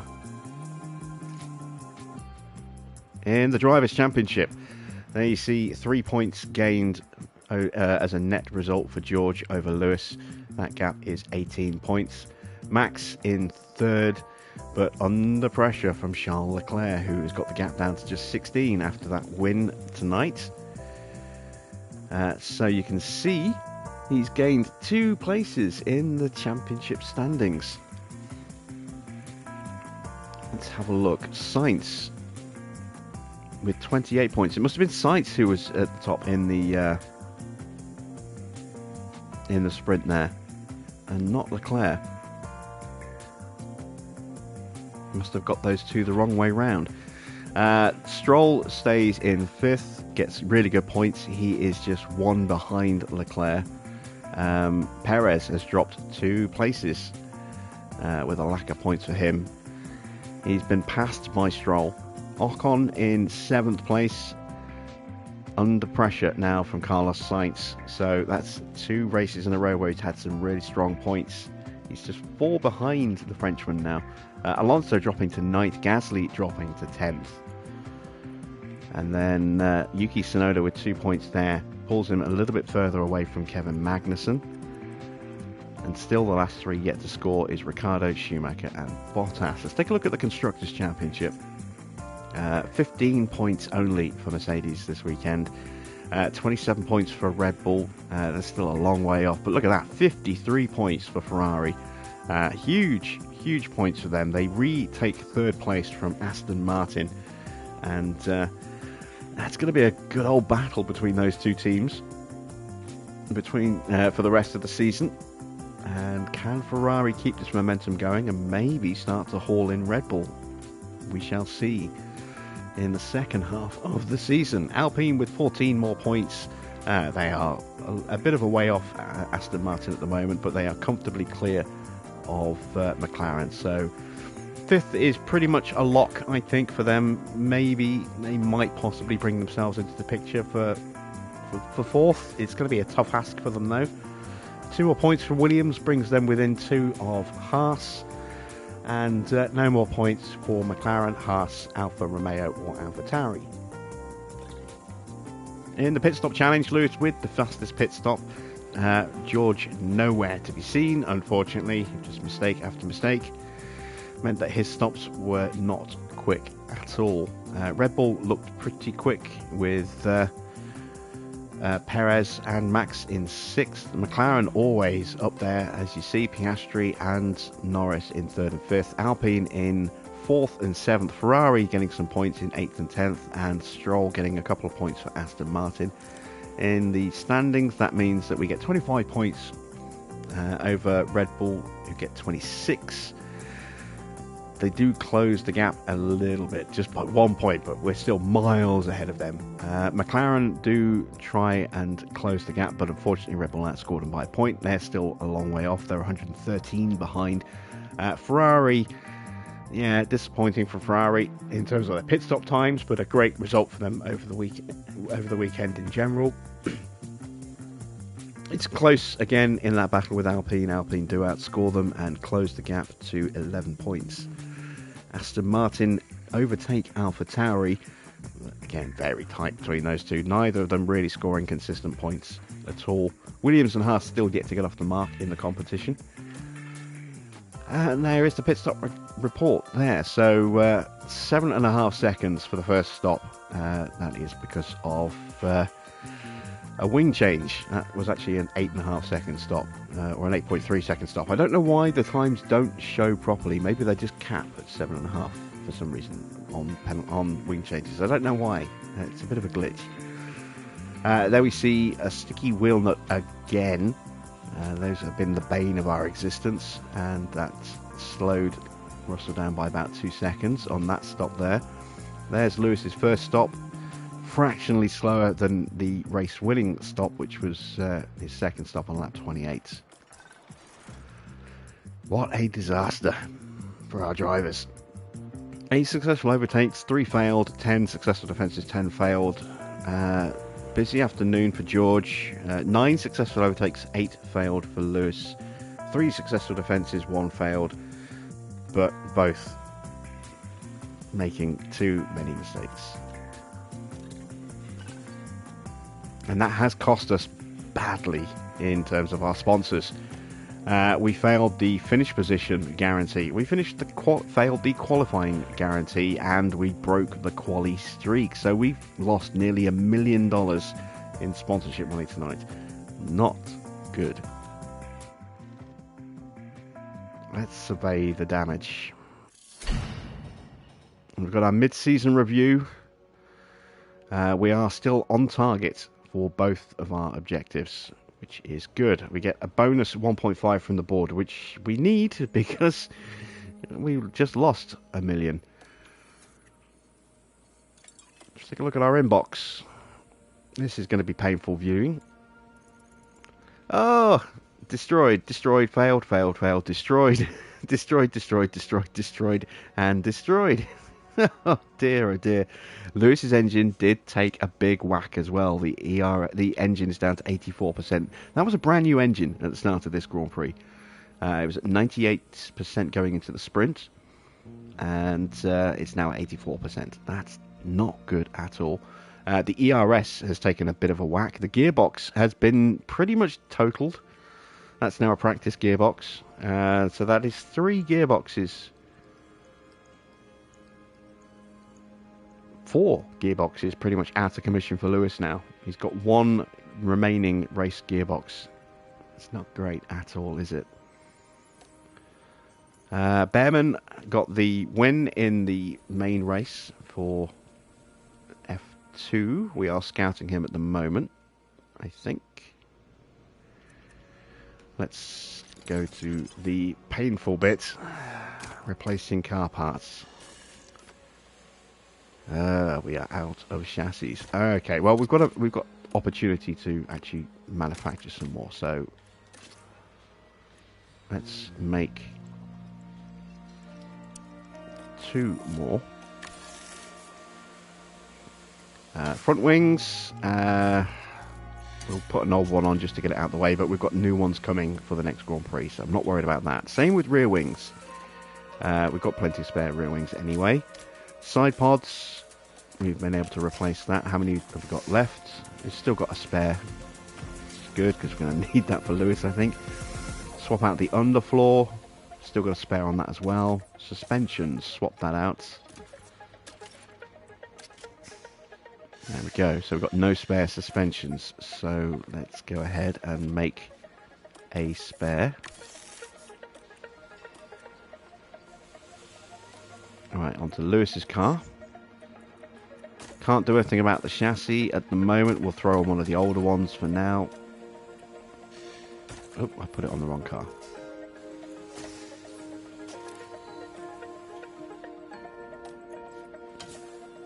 Swap out the front wing, again, just to get it on the car. Swap out the rear wing. There we go, got new rear wings coming as well. Side pods are okay. Underfloor is going to break after the next session. So we'll leave it on there for practice. And suspension we've already taken care of. I'm not looking forward to this. So we've got 2 damaged engines. We've got one that is potentially usable for 1 Grand Prix. But by the time we get to it, probably not. So we're down to just these 2 engines. And neither of them are in amazing shape. I think we might potentially need another engine. ERS units. We are okay on ERS units. Gearboxes though, not so much. This is our 1 remaining race gearbox. So we are going to need to buy a new one. How much money have we got? 10 mil. Let's go ahead and do that now. Oops. Gearbox. Swap out. New gearbox. There we go. Let's take a look at George's power units. So, engine-wise, we're fine. No problems at all. ERS units. It's okay, and we have got 1 waiting to be put into the car at Zandvoort, so we'll be fine there. Gearboxes. I think we'll be fine on gearboxes.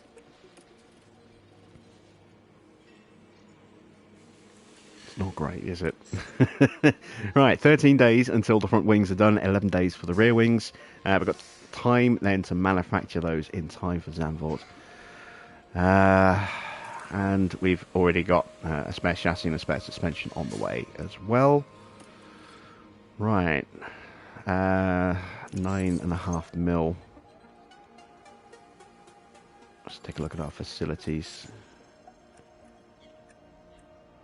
Everything's okay. Staff facilities. The team hub upgrade is going through. Race sim's okay. Operationally, everything's going through.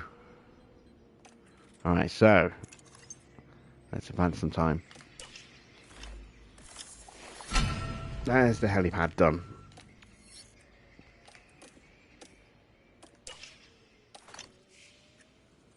Reduce factory event obligations. Yes.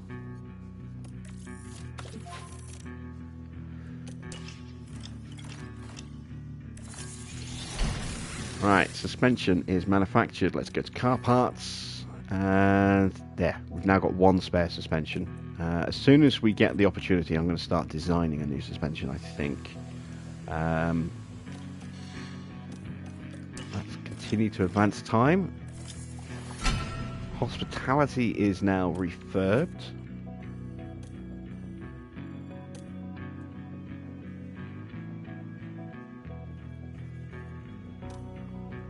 Financial report is in. We've got some extra funds. Board confidence check-in. We have high confidence. Driver updates. No improvement in stats for Lewis. That's 2 months in a row. We haven't seen any improvements. Lewis is reaching the end of his career. Defending goes up by 1 point for George. Let's take a look at how Teo has improved over the last month. Smoothness goes up another 2 points, and overtaking goes up a point as well. So, yeah, Teo is almost certainly going to be getting in the car, I think, at the end of the season. Spotlight on Formula 1. McLaren have upgraded their race sim. Haas are underperforming. Let's sort out the pit crew for the next month. So, we need to make sure our pit crew gets some rest.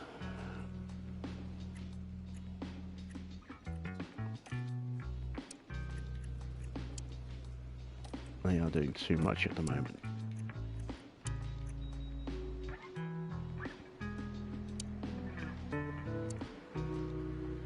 There we go. Let's bring that fatigue level down a little bit. So let's swap that over to gym training. So we get a slight improvement in pit stop times, but we don't want to get rid of all the car building because we've neglected it a lot and it's still very slow.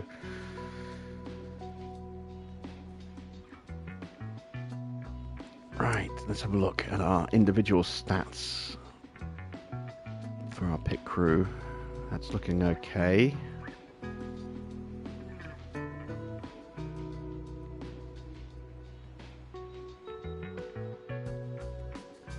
Yeah, I'm happy with that.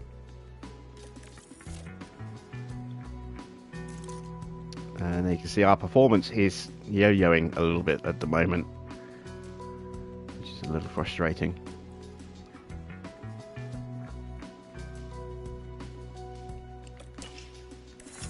Right, there is the rear wing. Let's start manufacturing those.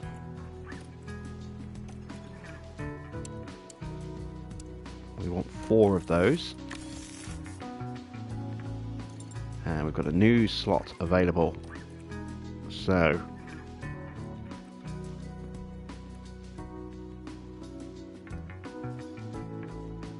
let's look at a new suspension. We have no hours for another 30 days.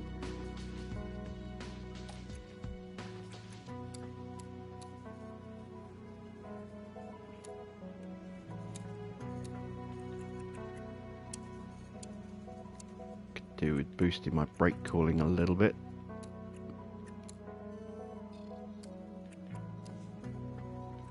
There we go. I don't see a little knock-on effect. Let's take...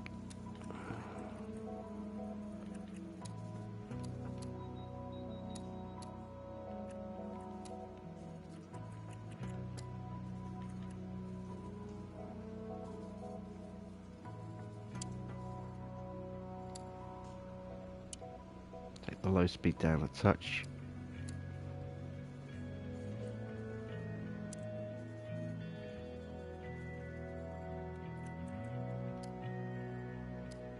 It's going to hurt our acceleration. What's hurting the acceleration? Is it the airflow?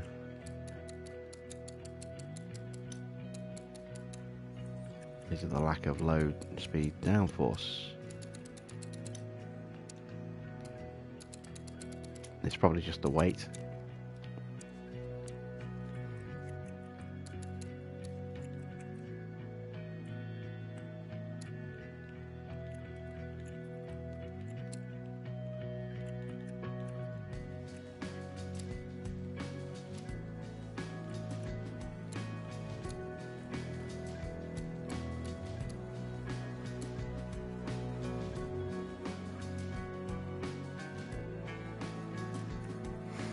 Alright, so got 2 engineers available on that. Let's fire those off. I've got 26 million left in the cost cap.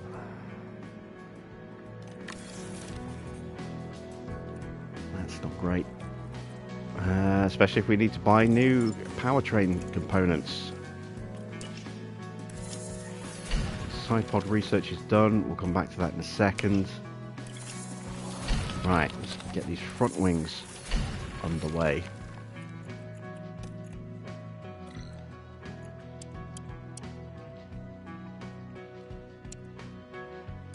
Got a factory event that's going to slow things down. I'm going to go for 6 front wings because this will be the last one that we put on the car this year. So we'll have 1 spare going into Zandvoort. I think. Let's have a look. 15 days. The Grand Prix starts on the Friday is 12, so 14 days would be race day. Yeah, we won't get that 4th one till the day after the Grand Prix. That's a risk. I don't want to rush because that's going to be expensive, and we are running low on cash. There we go.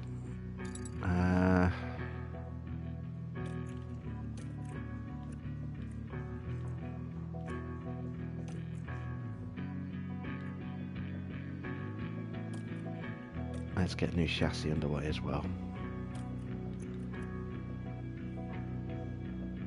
And we want to work on our engine cooling a little bit because it has dipped slightly.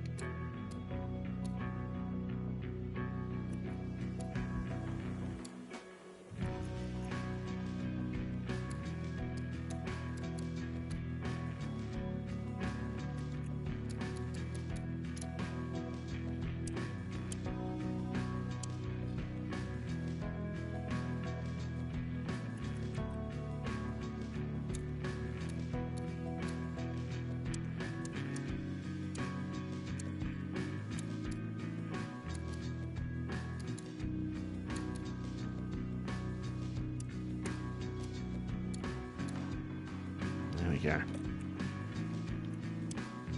I'm gonna go. Let's see. Monza is in 19 days. We can't get it for Monza. Singapore is in 33 days. That's a bit of an ask as well. Suzuka. Yeah, I think we can get these for Suzuka.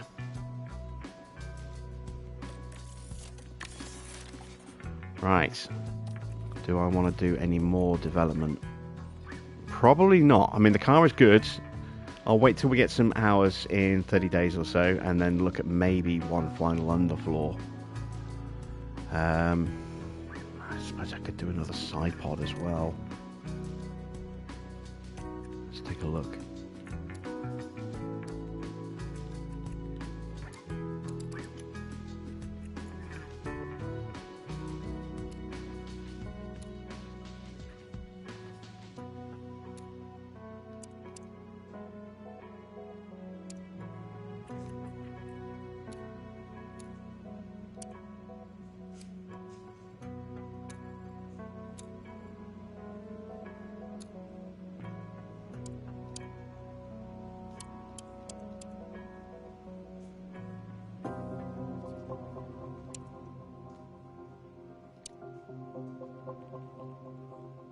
Yeah, let's go with that.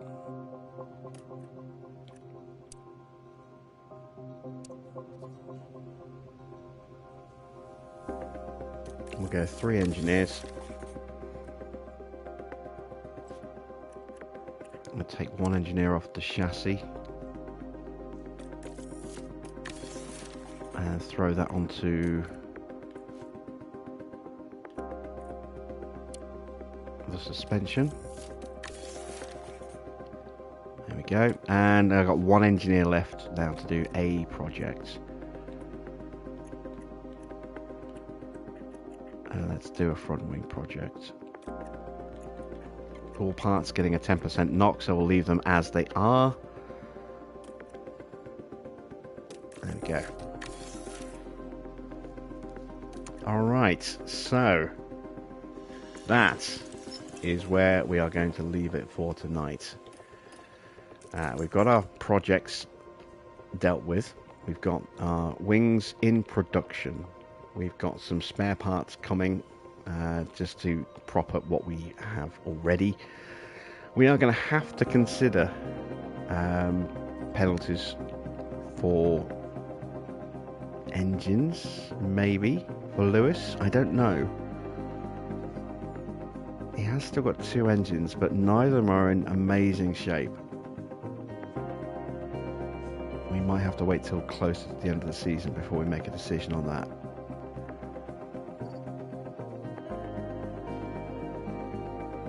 Both drivers are going to be taking a penalty in the next Grand Prix. Russell's going to be taking a penalty for his new ERS unit that's been sat waiting to be used for a few races. Hamilton is going to be taking a new gearbox in the next race. So we'll see. We'll see how things go. I don't want to tilt the balance of power between the 2 drivers too much by giving Lewis a new engine right at the end of the season and not giving one to George, and I don't think I can afford to do that for both drivers. So Lewis might just have to make do with what he's got.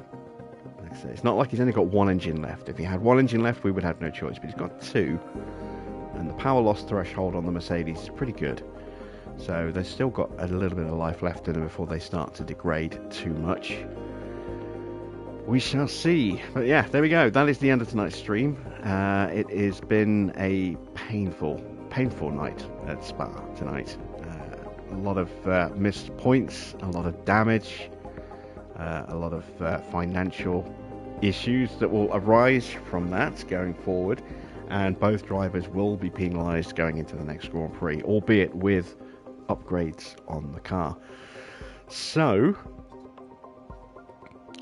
who knows how we're going to do. It's a bit up in the air. We won't really know until we get to the day of the Grand Prix, when we put those new parts on and compare them to the rest of the grid, and then see how we do in qualifying. Hopefully it'll be good.